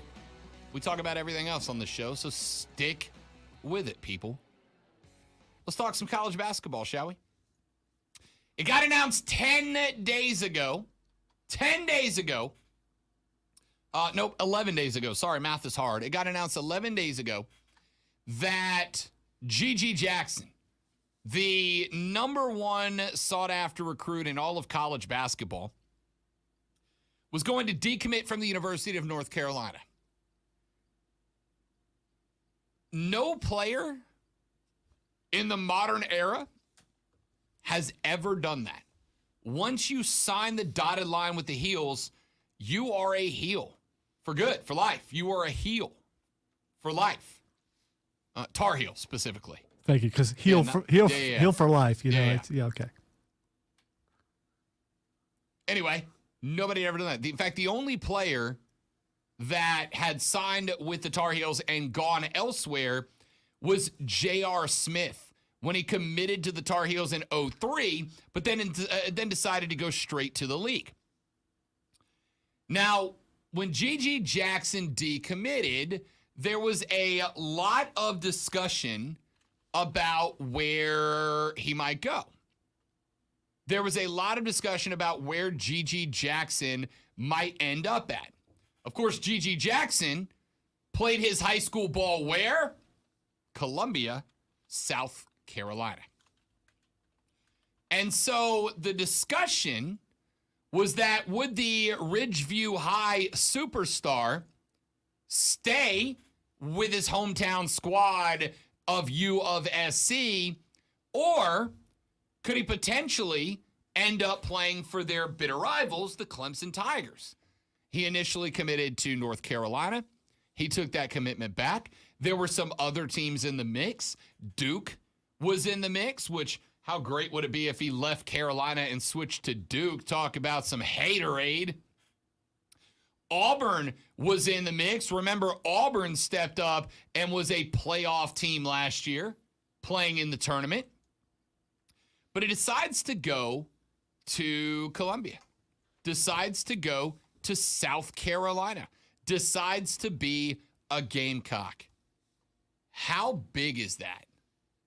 How big is that for a first-year head coach to land that player? How big is it for Lamont Paris to land that player? It's huge, and I'll tell you why. Aside from the obvious point of G.G. Jackson is considered the best high school basketball player in America right now, and he picked you, in a point in time in basketball where one guy, you get that one guy, and he can elevate you to the next level of college basketball. What it shows me is that Lamont Paris has already started doing the number one thing that I believed Lamont Paris needed to do. And what is that? Build a culture that people, that kids want to be a part of. I feel like I'm beating a dead horse because we've had this conversation 100 times. I've made promos about it. Yes, you may not love it, but college basketball players sign on to play for whom? College basketball coaches, not your school. Yes, there is going to be a percentage of recruits every single year who sign up because they grew up a Tar Heel. They grew up a Blue Devil, a Tiger, a Gamecock, whatever. They grew up a fan of that program, and so they join that program because they've always wanted to wear that jersey. And you get that. It makes sense.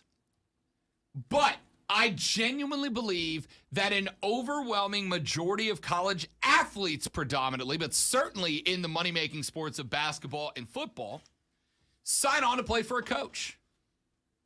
And if that coach is good at their job, they are going to get that kid to become a lifelong whatever they are. Gamecock, Tiger, Blue Devil, Tar Heel, whatever. They will get those kids to sign on to be a lifelong alum and fan of that school. But you have got to create a situation where a kid wants to play for the culture, and the culture then becomes South Carolina, Clemson, North Carolina, Duke, whatever. Lamont Paris, and being able to turn G.G. Jackson out of North Carolina and bring him back down to his hometown of South Carolina shows that there's a kid in South Carolina who has looked at this. And I don't know, maybe there is a little bit of G.G. that went, it is my hometown. But the fact that he signed up with the Tar Heels led me to believe that, not really, right? Because if you are a Gamecock that grew up in Columbia, then of all the places you go play basketball, you don't do it in Clemson, and you don't do it for the other Carolina, right? The other team that carries the amount of Carolina to which you haven't been able to take it. which means that at some point, Lamont Paris created a culture shift in just a handful of months at South Carolina that convinced the best basketball player in high school in the country that he wanted to be a part of that. You telling me that's not something special? You telling me that's not a good step forward? Because it certainly looks like it on paper, doesn't it? Let's take a break. Back after this, 1 hour left of the Rob Brown Show. This is the Fan Upstate. Seen several reports that Vince used $14.6 million that was not reported on the financial statements Oof. for the WWE. Oof. As Meltzer just said, he's really not coming back. No, he's done if that's it. Because when you get to that level, what's the one thing you can't screw with? The money, Dollar man. bills, son. Screw 'em with the dollar bills. We'll get you canned faster than anything else. Doesn't matter who you are.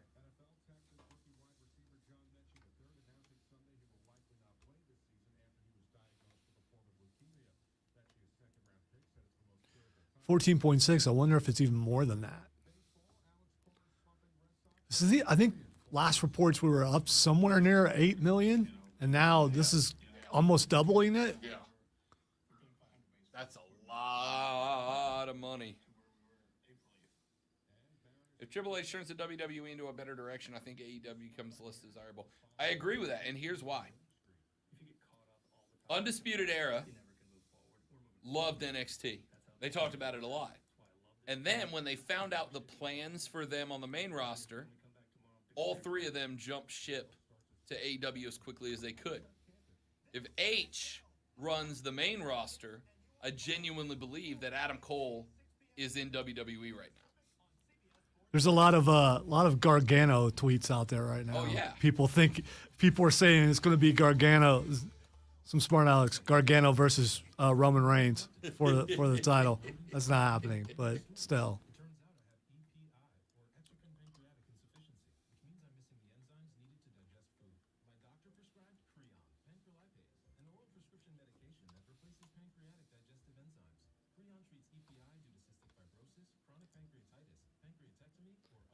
Still wish we'd hear time to play the game and just show him like this with his hands up, just doing this sort of thing. Doesn't even have to come out. He could just be in the back just stretching out on the desk or something. Stupid fantasy booking.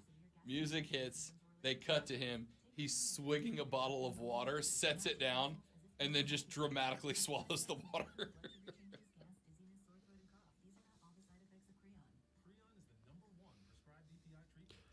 Yeah, that's the thing, Seb. A lot of Triple H's guys are gone or were removed from the company. Will any of those guys come back?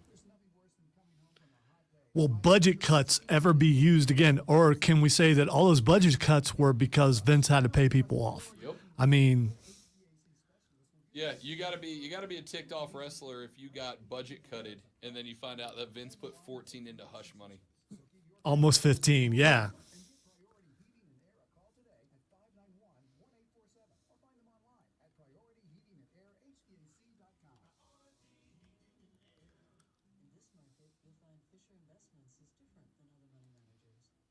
Kind of like imagine getting fired from a company because they're reducing budget, and then you find out that the CEO got a $10 million bonus at the end of the year. It's like, well, then what? Wow, that never happens. Not in the real world, never.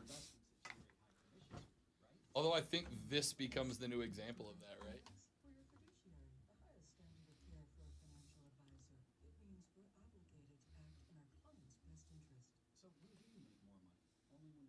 I don't know, Seb. I was never a big fan of the Hurt Business, but you I know, love the Hurt Business. One of the better franchises they put together in a minute.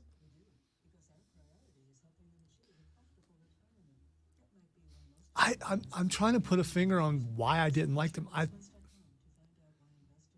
It seemed like they were all over the place. They were sporadic. There was never, a direction of what they were trying to I do. don't really have an issue with that because you got three different wrestlers. It makes sense that they would have three different agendas, but support each other in their individual agendas.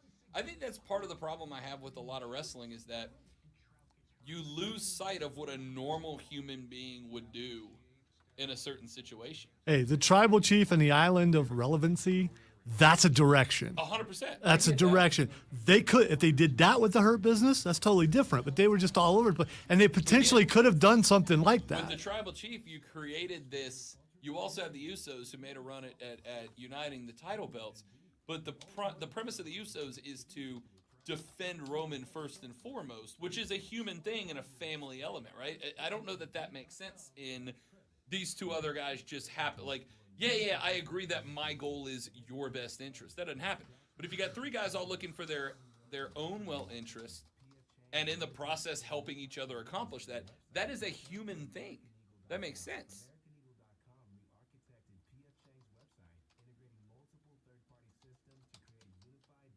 Prism on the first break.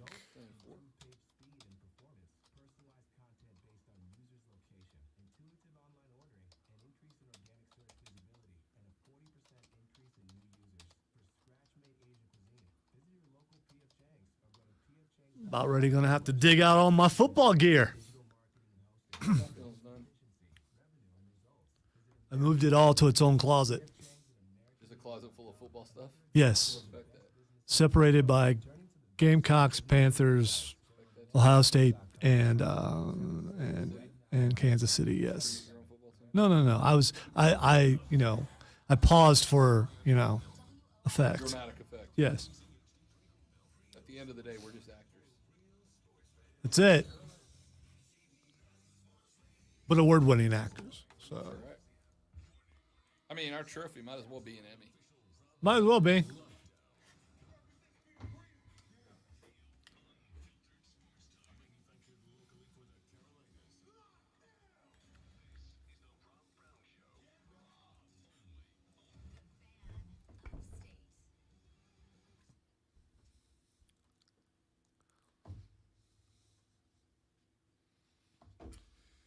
The third, the final, the best, the money hour of the Rob Brown Show goes now. This is the Fan Upstate. Welcome back, ladies and gentlemen.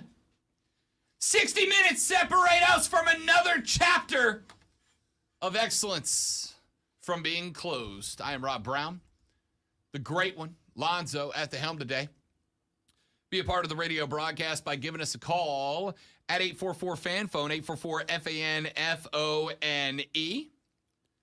You can shoot us a text on the Preferred Home Services text line at 71307. Start your text with FAN, F-A-N. Start your text with FAN, F-A-N, and we shall read them on the air. You can also tweet us at The Rob Brown Show, at Lonzo on Word, and at The Fan Upstate if you want to get everybody in the building.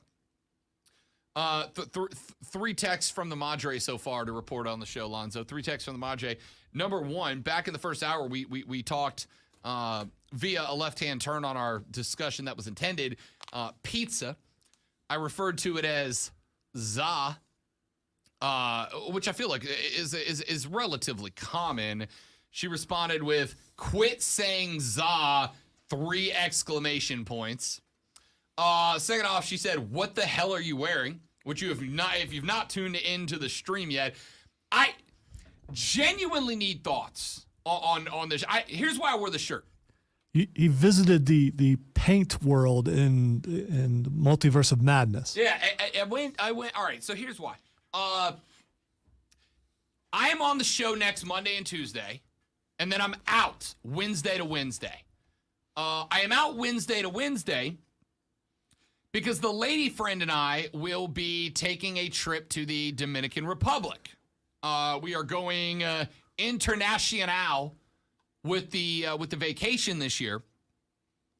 And 2 things. Number one, exceptionally hot in the Dominican. Of course it is. It's close to the equator, and it's freaking summer. It's hot. Number 2, your boy carrying around some LBs he doesn't need to be carrying around. Now, I was going for how can I be comfortable, wear a collar, and disguise the vacation LBs to the best of my ability? And the answer was, as every fat guy will tell you, Hawaiian shirts. They are the GOAT for fat guys, right? You look cash, you got a collar on, and they're just loose enough to hide that you crammed a few donuts down you probably didn't need to over the last couple of years, right? Now I have dropped a few. I'm down. I'm back down, closing back in on 250, which I left in the rearview mirror a while back. I climbed up about 3 months ago to the highest weight I had been since I left Jacksonville, banking in about 275. It was not good. So I'm back down to about 260 now.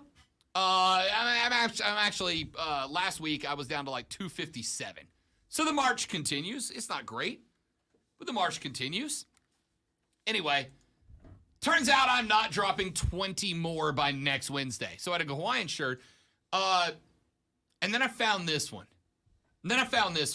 It's loud, and this may shock some of you. I have been accused of being loud and standing out a little bit. So I walked by this shirt the first time, and I'm like, nope, that's too much even for me. And then about 6 minutes later, I was like, I don't know, man. I don't know. Let me go look at it again. And I walked back and picked it up again. I was like, I don't know. I mean, it's definitely touristy. Like, it's a lot, you know. I don't mind standing out when I'm out places. The lady friend is not necessarily a huge fan of me drawing attention everywhere we go. So I'm like, maybe not. Like, I might be all right. Have you ever went anywhere and not drawn attention to yourself? I can't help it. I don't know if that's Right. ever happened. Right. So I'm like, all right, well, maybe not. Third time I went by, I saw the shirt. I'm like, you know what? It's me. Screw it. Whatever. I'm getting it. All right, so I think everyone wants to know, was this clearance rack because they're getting in the winter stuff, or is this quality fabric? No, it's a nice shirt. It ain't going anywhere. Right? Okay, all right. So I grabbed it the third time, and I'm like, you know what? Screw it. I'm getting it. And then I did that on Friday. It hung in the closet over the weekend, and I thought, you know what? Break this out in the Bahamas for the first time. But the more I looked at it, the more I'm like, I think I need input, man. I think I need input. Right? I don't ordinarily need input on what I'm wearing. This year, for the awards ceremony that we unfortunately did not get to get the invite for, we'll be back next year. Don't you worry, other stations. We're not done. I bought a red sequin-covered suit jacket. I didn't need a damn person to tell me it was okay, because as soon as we got it, I was like, yeah, this is it. This is it. This one is so loud, even I was like, I think I need some input. And I didn't want to just like rock it around downtown and gauge whether it was appropriate or not to wear it by just wearing it downtown. So what did Rob decided to do? What Rob decided to do was to wear it on the stream of his radio show in front of however many hundred or thousands of viewers we get over the span of 3 hours, and with the most honest to a we don't give a damn if we hurt your feelings, Rob, crowd that I've ever been around. So, I need your thoughts, because I know you don't care if you tell. Listen, I get called fat on the text line like twice a day minimum. I get DMs saying, Rob, love you, bro, not a great look, etc. I know you guys are painfully honest with me. So I need you to hit up the stream at facebook.com/thefanupstate, facebook.com/thefanupstate, or go to YouTube and search and subscribe to The Rob Brown Show and check out the stream. And I need your thoughts on this shirt. All right. Earlier in the show. Wait. So if you're at the beach in Dominican, because I'm guessing you're going to the beach, right? Yep. Oh, right. I'll be living on. I got like 6 days at the beach and 1 on a golf course. Is that shirt like full open? It depends on the time of day and the number of rum drinks I've consumed. Okay. All right. I'm going to go not on the walk out to the beach, a definite yes on the walk back. So do you have a white beater under it, muscle type No, dude, shirt you're on the thing? beach. I'm just thinking more You're on the beach. GTA. I'm picturing more GTA. No, if I'm going out, this shirt is getting buttoned up. But if I'm on the beach, it's a question. Earlier on the show, our buddy Zach popped in, and just for you guys to who were like, man, I don't need to go on the stream to see what Rob's shirt looks like, because who the hell cares, honestly, right? And I get that. Zach referred to me as a gender reveal gone wrong in this shirt. All right? That's how bad it is. Trey says, what's good about that shirt is it has the same colors as the Dominican Republic, too. Yeah, it's red, white, and blue. It's a versatile shirt, right? Like, Part of the reason it jumped out at me is because I've got the throwback Atlanta Braves hat that's red, white, and blue, matches the hat flawlessly, right? But also, Lonzo, this is a 4th of July shirt. It's a Braves Day shirt. It's an every American Day shirt. It matches multiple red or white or blue hats that I own in the rotation. See, we have a former roommate in our office who has no idea about the importance of coordination and color, as to a story I was talking about earlier that I don't need to relate. But you and I both, we have to coordinate Oh, yeah, in top to some bottom. degree. He doesn't get it. There are people out there who don't get the coordination, but you got to do that, man. You don't want to clash. Oh, 100%. 100%. Like, the next thing to acquire, and no, I'm not kidding, is in the next 7 days, I've got to go find a pair of bright blue flip-flops to go with this shirt. Because I got to look good. Slides or flops, man. I can't. I'm a flip-flops guy, I man. can't handle stuff between my toes. I'm a It's just- flip-flops guy. It's weird. So, all of that being said, I need you to go to the Facebook stream at facebook.com/thefanupstate, or I need you to go to the YouTube stream and search The Rob Brown Show and dig the show. Is this shirt too much for a tropical beach vacation, right? Because I got to tell you, I think I nailed it. It's grown on me. It started with, that might be too much even for me, and now it's like, I am offending the eyeballs of the upstate, and I'm here for it. All right, let's get some sports in here before we end the first segment of the show. I'm going to grab some sound here, I think, Lonzo. Let me start with clip. I got 2 clips, number 1. Yeah. I got 2 clip number 1s. I'm going to start with Nick Castellanos in clip number 1.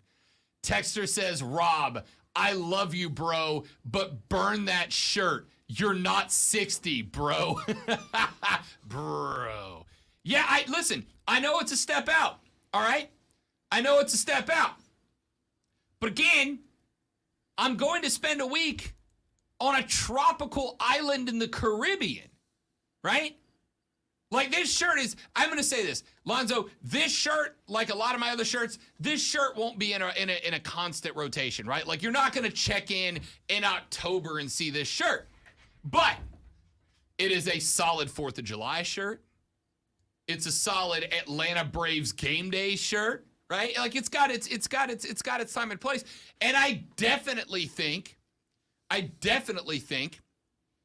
that it is as much of a tropical vacation for an obnoxious American as you can get shirt.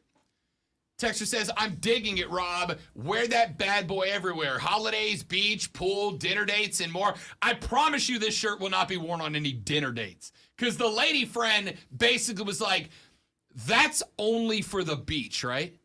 Like, that's only for the Dominican, right? Like, you're not going to pick me up and take me for a night on the town in that shirt, right? And the answer is no. No, I got other shirts for that. But I'm going to get drunk on a beach in the Dominican for a week.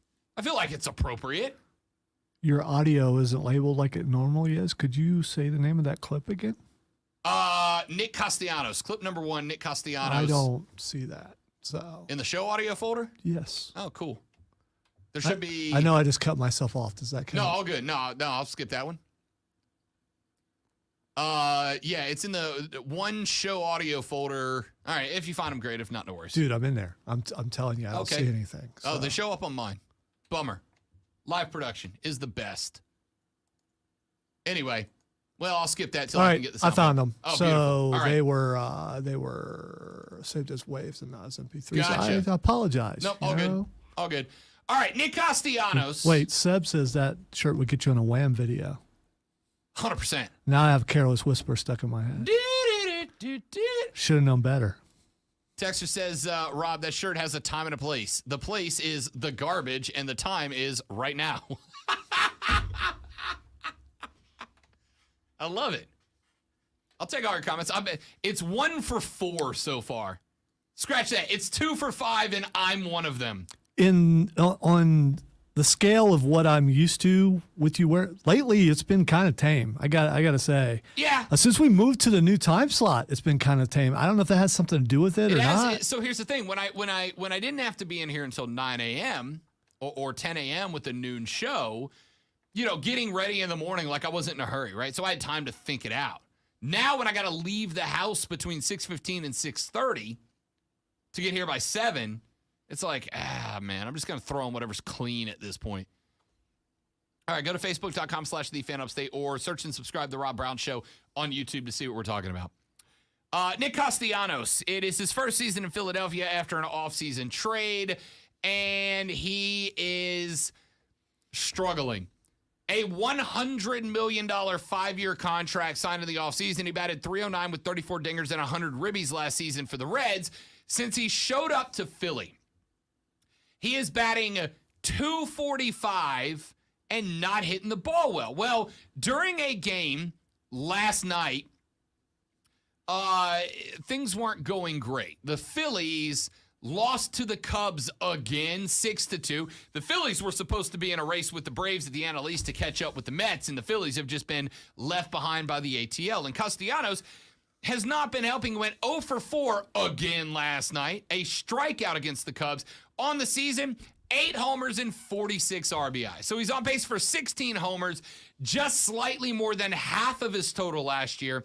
And he's on pace for about 90 ribbies, which is about 87% of what he did last year, but it's not great. Anyway, he got booed by Philly fans last night. Why? Because they're Philly fans, and they're the worst, right? Well, Castellanos, in the post-game presser, was asked by a reporter a question, and he was not super thrilled about it. And I want to talk about the relationship between fans and athletes and reporters and athletes after I play you this clip, the question and the answer from Nick Castellanos. Did you hear the boos there when you struck out and they played the game there? No, man, I lost my hearing. So you didn't hear it? Come on, man, that's a stupid question. Why is it a stupid question? Can anybody else answer that for him? Anybody? Yeah, man, that's a stupid question. It's not a stupid question. If it's a stupid question, you should be equipped to answer it. All right, I did answer it. All right. The answer you should be able to handle a stupid question. We got the answers. That doesn't mean that I can't say that it's a stupid question. It wasn't a stupid question. It's a legit question. If I heard the booze, that's a rhetorical question. Of course, it's a stupid Did you hear the question. boos? That's a stupid question. We got the answer. We're good. Thanks, guys. We're Then you close. should be able to handle a stupid question. I did. Quick left-hand turn, Lonzo. I just got a very interesting email.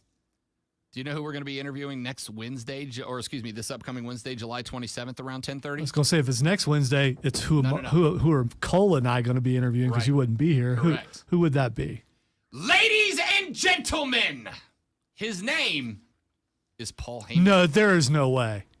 There is no way. There's our promo guy, Roy Hummer, sending out that he is available for interviews on Wednesday. So anyway, the tour of legends continues. Wait. Is he going to be in the building? No, it's call-in, unfortunately. Oh, because That would have been amazing. we need StreamYard, though, if we can I'm do gonna it. ask. You know what? I immediately just got nervous. Paul Heyman coming on the show Wednesday, ladies and gentlemen. I thought it was over that. I guess I'm not. How do we phrase questions about what's happening right now? We have to, right? Like I think we do a disservice not I would to ask about the think transition. that he would be prepared for that unless they send out something ahead of time saying you can't ask do about that. it because, as far as we know, there's no litigation going No. on. So it's not Well, like not it's yet. a case. Not yet. I don't know. Cool. Paul Heyman Wednesday. I'm done for the rest of the show, though. Why would you even I've tell me ruined that? Alonzo. Alonzo's just gonna go to work writing questions for the next 48 hours. No, I'm just gonna listen. I mean, I'm guessing Heyman's a guy. Right. You ask one question and he talks for like The rest of the 35 segment. minutes. Yes. Do I introduce him as, ladies and gentlemen, his name is Paul Heyman, or do I because I don't think he's gonna tag himself, right? I think as a true fan, which we are, you've got to introduce him that way, but with some gusto. I suspect mean, we got to the reason I've always done that when we have these guys on to intro them, like I will hit them with their own catchphrase, is really more me telling them, yo, look, I'm a fan, like I'm here. Like, All right, I know so- you. This isn't, you're not coming in with a cold interview with a dude I you have don't know. learned my lesson since Jerry the King Lawler. Because I didn't did have his music I didn't ready. have his music And he because called you on it. because of copyrights. Yeah, I get and that's the reason why. And I own the song. It's like, okay, dude. Yeah. I didn't know. Now I know. I will go get the song, which I did. But I've learned my lesson as far as that goes. Yeah. Their catchphrase is their catchphrase for a reason, Yeah. and I believe that Paul Heyman loves saying, "My name is Now, Paul Heyman." Next Wednesday, if you would like. By the 'cause- way, every Saturday night, how do I start the Upstate Pulse? My name Oh yeah. is Lonzo. I've Yeah. been doing that ever Oh, since is that he's where you been. took it from? Of That should've course. Made sense. Next Wednesday, if you would like, you and Cole Bryson can interview the next member of the Heart Dungeon, Natalia, as well. Yeah. You can say that. Yes. Yes. Okay. All right. Fine. We're even on Monday. I don't think. I don't know. Ask Cole. All right. Perfect. I mean, if Cole Hey, wants to do it, I'm glad these names are the way these names are. I was gonna say if Cole wants to do it, it's fine. Yeah. I can handle that. I'm glad. Yeah. I am glad that those I will names not are have the ordered same. Although Natalia is awesome and everything, I will not have the same nervousness as I will. It's 2 days from now. Yeah. 2 days, like day after Like tomorrow. Day after tomorrow. Day after tomorrow. Paul Heyman joining us on the show. Wow. Yeah, that's pretty solid. Don't hate that. All right, Are we willing to acknowledge? we have to, right? Okay. Yeah, I suppose. Have to. All right, we've got. We'll tell you more about that. I'm gonna. I'm setting that up like literally during this break. We'll give you a time. If not by the end of the show, then on tomorrow's show, Paul Heyman going to join us on Wednesday. That's pretty rad. All right, let me do this. Let's take a break. Let's do that Castellanos segment when we come back. We played you the clip. When we come back, I want to address it, but I mean, I couldn't not talk about that. Paulie H coming on the show. It's pretty rad. All right, we'll do that Castellanos thing when we come back on the Rob Brown Show. Rob, Lonzo, it's the Fan Upstate. Prisma.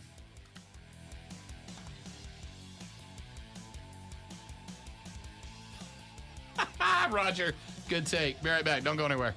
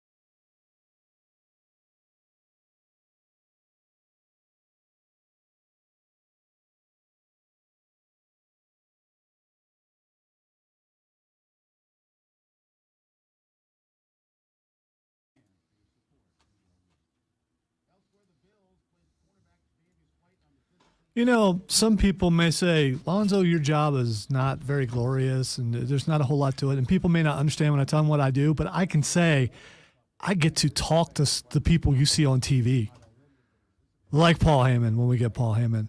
I've got to interview so many wrestlers. It's when you're a kid, you're like, yeah, I think people are larger than life, and then you actually get to talk to them, and it's wild. And for the most part, probably 99% of them are really, really cool. Yeah, I'm trying to think. And I don't fully blame it on him because I do because he missed his interviews. But the only wrestler that I've interviewed that I got done and I was like, you know what, I don't need to do that again was Mick Foley, ironically enough. The one I thought would have been the best. But outside of that, like, I don't think I've had a bad wrestling interview. And I get it. Like, these guys, they know they're selling themselves because the day they stop selling merch is the day they quit We wrestling. need to keep in mind one of the reasons why he's around is because SmackDown is going to be at the Well August 5th. So, Guess we're all freaking be. well, I haven't put in for tickets. Hopefully I'll be at the Well. You will be. Roy's got him. Actually said, who's Paul Heyman? I won't entertain that.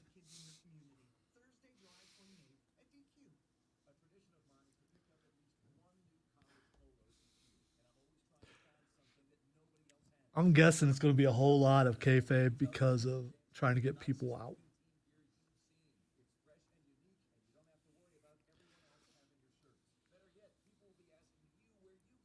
Although last time they were in town, Heyman was with Lesnar, if you recall. Yep. It was Raw. It was Raw. Raw. Yeah. And Lesnar came out and it said Greenville acknowledged me, and it was hilarious.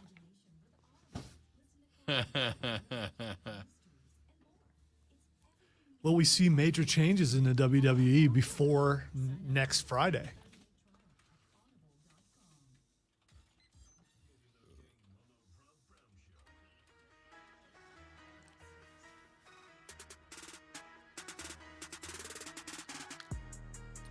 So Nick Castellanos of the Phillies is having a really not great season this year after signing a fat contract with the Phillies. Like, big stacks, baby. And Phillies fans are historically known for being terrible. Just terrible. They're mean. All right? They expect perfection. If you do anything less, they will boo the hell out of you, and they're doing that to Nick Castellanos. And, you know, it's kind of one of those things where we can all be disappointed by an athlete. It's just how is it vocalized, and you know, does it help? Right? Does it help? And you know, DA talked a little bit about this, and he pointed out that Tom Brady's documentary about Tom Brady is called Man in the Arena, and it's called Man in the Arena after a poem that I don't remember who wrote it. But it's a poem. The internet says Teddy Roosevelt. What, do you doubt that Teddy Roosevelt wrote poetry? No, I mean, I don't even know if it's. I wouldn't even call it poetry. It's more of a quote.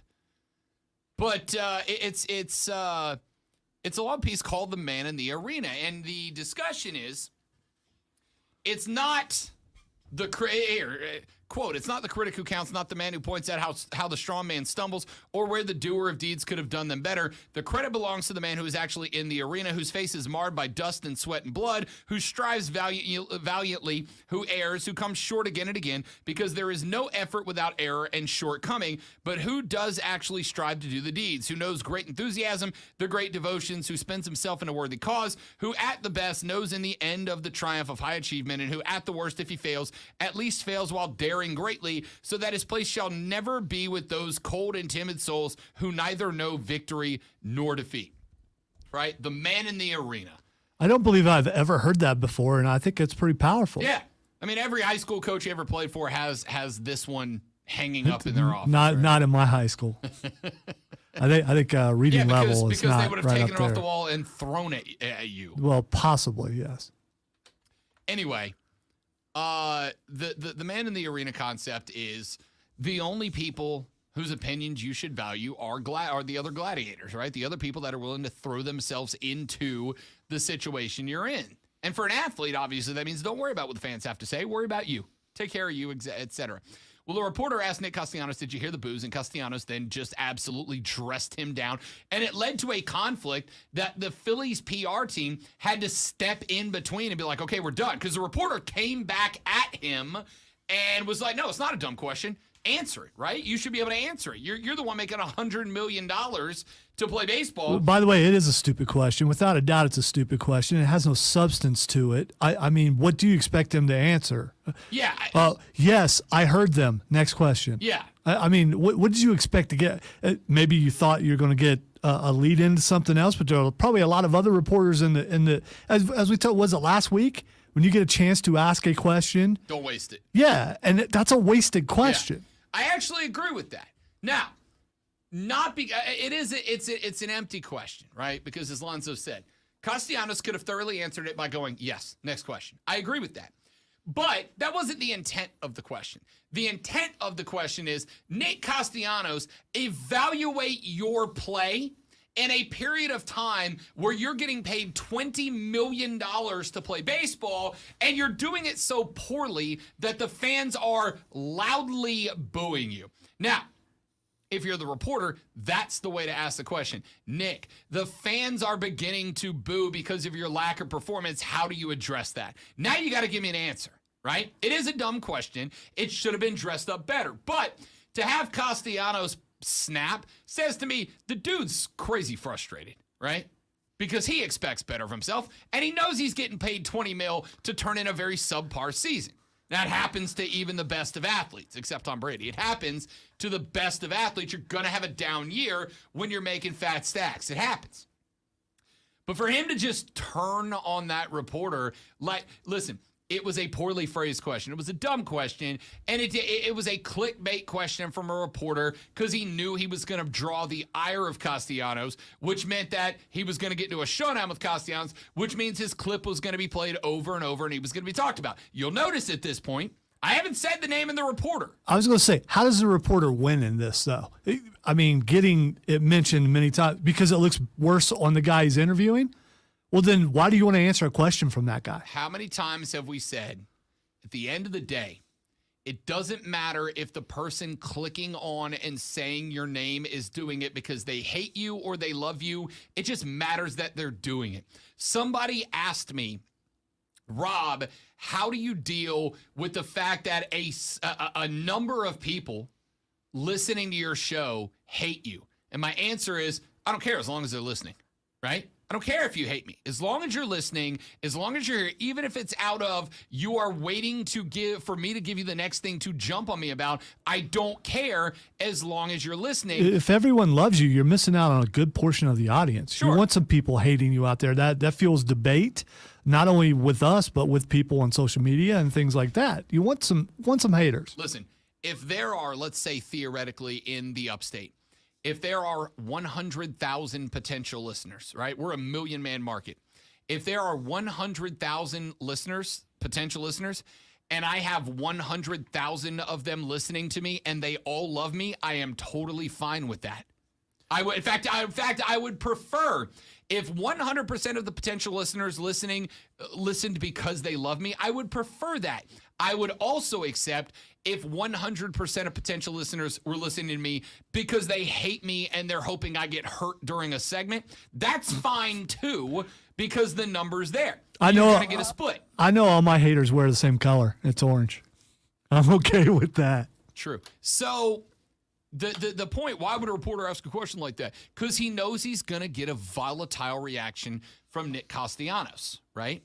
The relationship between the media, the journalists, the reporters, the opinionators, the bloviators, and the athlete is an interesting one. Even when I have criticisms, right?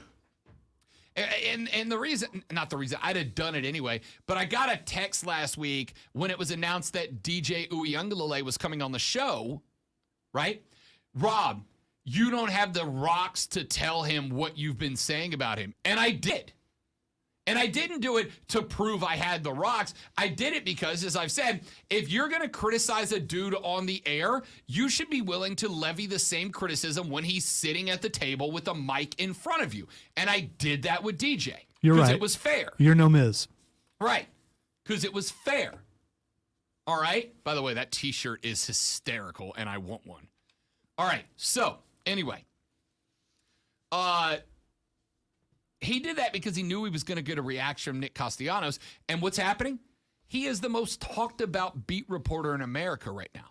And while I won't do it on this show because that's what he was going for with a bad question with good intent, other shows are talking about, I heard it this morning. Other shows are saying the guy's name, which means that people are going to search his Twitter and he's going to get a storm of likes and follows, or dislikes and follows. But he's going to get a storm of those things. So, is that what you guys are looking for, right? Put on your assistant programming director hat. I brought up my criticism of DJ Uiagalelei to DJ Uiagalelei because I thought it fair to give him a chance to address my criticisms. And I think he did. And I think he did so exceptionally. And to be honest with you, I think he respected that I did that instead of just kissed his ass on the radio like other people I won't levy challenges. So if Nick would have just turned it on him and said, when you write an article and you get bad feedback, do you see that? how does that make you feel? Yeah. And I think it's a fair response, right? Again, I think the best response for Nick would have been yes. Next question. I think that would have been a great because answer. you've answered the question, you Right. moved on. Did you hear the booze? Yep. Right. Instead, what he did was he flipped out on the guy. What a stupid question. It's a stupid question. Don't ask me that stupid question. And again, he's right. It was. But you know what happens in this situation is now you've taken that bait. Because in this, the discussion going on against America, even though Lonzo and I think Nick Castellanos was right, is look at Castellanos. He's freaking out, right? He's not performing and knows it. He's not performing and he's freaking out. He's not performing and now he's going on tirades. He's not performing and he's throwing a tantrum in the press conference. It comes back on him.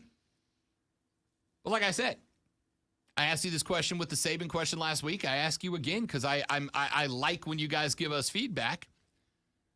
Does that work for you, right? Are you clicking on that to go find out? Because Castellanos came across like he was throwing a tantrum, even if he was right. The reporter comes across as, I don't know, petulant. He might be a good reporter. I don't know. I don't follow the guy. But that's his point. His point was, I got a question played on radio stations, including this one, and radio dudes and TV dudes are going to go, Phillies beat reporter Beef said this on the show, and people are going to go Google @Beef on Twitter and give him a follow, which makes him look like he's doing a good job. I saw someone wearing a Beef t-shirt the other day and I almost lost it. From without actually seeing this question asked, from just listening to it, he kind of mumbles the question in the first place. And then it sounds like he felt like his manhood was questioned, and then he had to stand up. That's what it sounds like. It sounds like, oh, you want to come at me? I got to come back at you, or I'm going to look weak. That's what it sounds like. Like I said, I think a great answer would have been yes. And then just stared at the guy, right? Because now you force him into the corner of asking the question that he really meant to ask, which is it impacting you? Does it bother you? Does it upset you that they're booing you? How are you reacting to the boos? And that is a fair question. All right, you've been in those rooms. You've asked questions before. Do the other reporters get mad at a guy like this when he costs them? Because your job is to ask questions to get answers for your newspaper, for your website, for whatever. And then this guy asks us, and they're gone. Yep. Do you say something? Does a reporter say something to another one? Doesn't matter. Like, dude, why'd you do that for? It doesn't matter because you don't have veto power on that reporter. And at the end of the day, the only thing that reporter cares about is, am I putting together stories that are getting clicks? Am I putting together sound bites that are getting clicks? Am I getting attention paid to my outfit? Which is why you will go to, I'll give you a perfectly good example. Last week at ACC Media Days, and for the record, I do not begrudge people doing podcasts. Podcasts are not only a viable form of broadcasting, but it's getting to the point now that people are making more money podcasting than they ever made doing the traditional version of the job, right? Yeah, it'd probably be a bad idea for you to badmouth podcast. Right. because we're also podcasters for the record, right? In fact, I'm shifting over to do the Panthers national podcast for Odyssey starting literally this week, as a matter of fact. First episode will drop next Tuesday, I think. Panthers in camp, just a couple days. So I'm not besmirching podcasters, but at ACC Media Days last week, Owen and I were standing off to the side waiting for a particular ACC figurehead on the second day of broadcasting, a new head coach to the league, to be done with an interview. Now, we recognized where he was sitting. Owen walked over. Owen stood there for like 8-9 minutes waiting for this coach to be done with an interview so that he could ask him, do you mind coming to get on the Rob Brown Show? Well, as he's sitting there doing that, a podcaster guy who was credentialed, for the record, came over and just stepped in front of Owen, right? And basically bulldogged his way to the front. Now, we were able to work it out. We didn't get the coach, but that's because that was the coach's last interview and he had to go. But had he done that, stepped in front of Owen, who waited for 9 minutes to ask his question and gotten the interview, I would have stepped in between. Owen would have taken care of it himself, but I would have stepped in between and been like, yo, dude, bad form, right? If you're in a presser post-game, and you know you've only got 10, 12, 13 minutes with this particular player before they're done with their media time, and these guys want to go home because they're, people, and somebody ask him a dumb question that leads to that guy wasting a minute and a half or two of 13 minutes that you could have been asking actual baseball question, it's infuriating. Do you say something to them? I mean, maybe, but at the end of the day, do you think they give a damn? No. Did that podcaster care that he stepped in front of a guy who had been waiting in line in turn to grab this coach? He didn't give a damn, because at the end of the day, had it worked and he got that interview and we didn't, he would have been able to post that interview with Miami head coach Mario Cristobal, dropping now on whatever it's called podcast. Check it out, like and subscribe. And you know what he's not going to say? Hey guys, welcome to the Whatever It Is podcast. Today we've got Miami head coach Mario Cristobal. We did step in front of 3 other radio stations waiting for an interview in order to get this interview. No, he's going to go, I got the scoop, my guy, right? This guy doesn't care that he wasted 3 minutes of other media members' time, because his sound clip is trending all over America today, and that's all that matters. So for you guys as fans, is that what you're looking for, right? Do you like that type of confrontation? That's not to say I won't. Again, I confronted DJ Uiagalelei politely, civilly, respectfully, but I did because that's what I do, right? Do you like that type of confrontation? For me, I hate it. It's as bad as clickbait titles and nothing else. All right, let's take a break. When we come back, we'll see. May have one time for 1 or 2 more small stories, and then Twitter Trending Topics wraps us up on a Monday. My name is Rob Brown. He is the great one, Lonzo, and you're listening to the best damn sports radio talk show in South Carolina. You're listening to the Rob Brown Show. You're listening to the Fan Upstate. It's kind of funny. Paul Heyman is trending.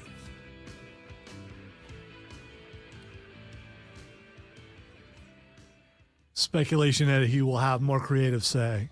Nothing confirmed. I can't imagine he doesn't.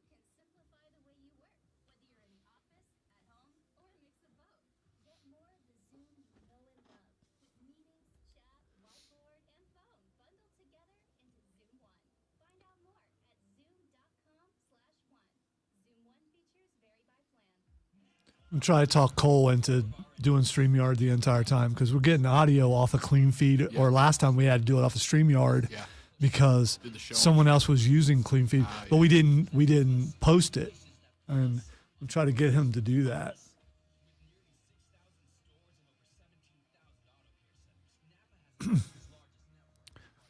I don't have the text line up, Trey. I'm sorry.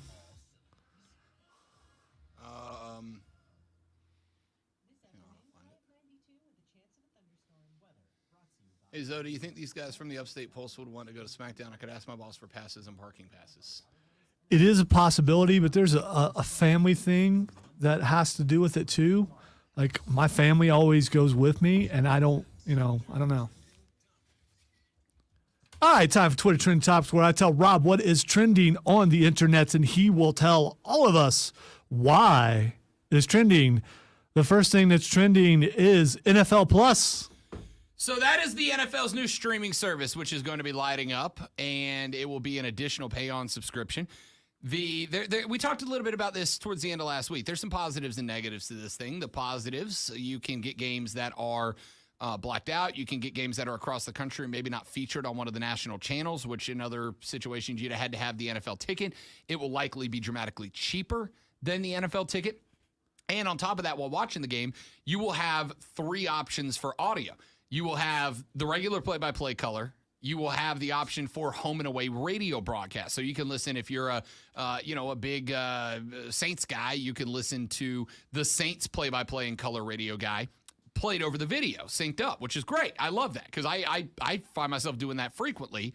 The drawback, actually, really the only drawback that jumped out of my head, aside from I'm sure it's not going to be cheap compared to the other streaming services, is that it's not like Disney Plus where you can go back and watch old Disney movies, right? Like you get what games are on, and once those games are in the can, it's over. You can't go back and watch them again, which I consider a kind of a big drawback, right? Like you can right now go, for instance, to YouTube. Like the Saints Super Bowl win over the Colts is on YouTube, the whole game. And I can go back and watch it. But wouldn't it be cool to just have an app where if you're bored and you want to put on an old game in the background, you could go back and watch Carolina's NFC Championship win to get into the Super Bowl. Yeah, that'd be a lot of fun.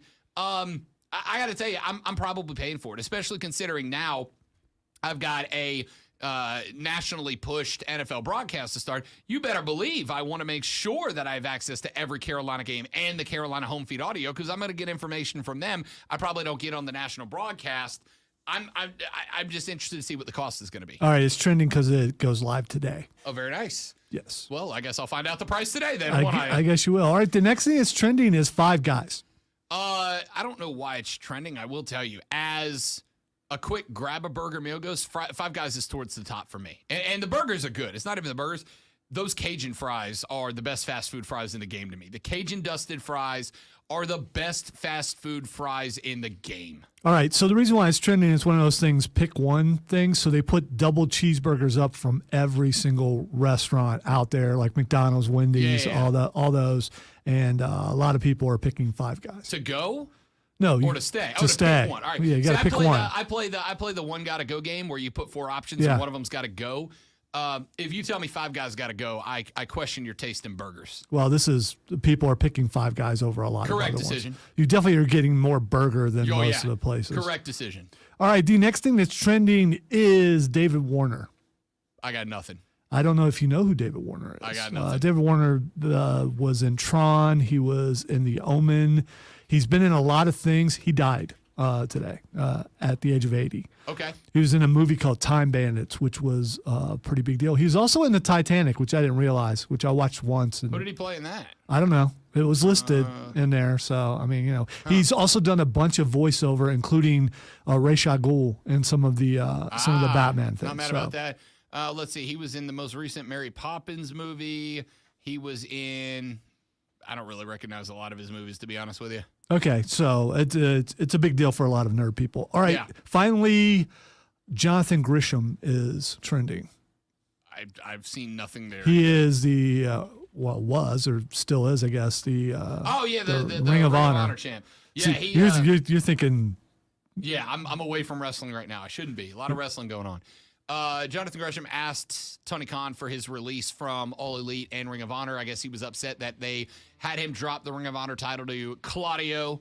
And He's trending because he cussed Tony Khan out. yeah, that's the story going on, is that he asked for his release and got into it with Tony. And listen, I'm going to tell you right now, AEW's in trouble. Sincerely, they're in trouble. The last 3 weeks, when they should have been at their peak with everything going on with Vince, has been not great shows. It's been overbooked.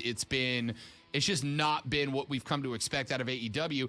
And now, with the announcement today that Paul Levesque, a.k.a. Triple H, is probably going to be taking back over creative for WWE, as good as Black and Gold NXT was, AEW's in trouble if they don't get their talent relations down and get the booking better and everybody happy. That's it for us.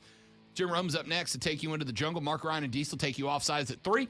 For Lonzo, my name's Rob Brown. Thanks for hanging out, y'all. We'll see you back here tomorrow to do it all over again on The Rob Brown Show. And the Fan Upstate later, brother.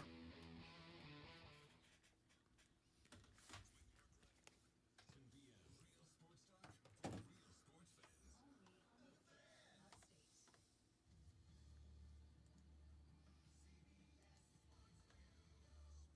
this report sponsored by Progressive Insurance. Get renters insurance to protect the things that make your place a home, including coverage for theft or damage. Visit Progressive. All right, stream. Thank you guys for hanging out. You guys are fantastic. We will see you back here tomorrow.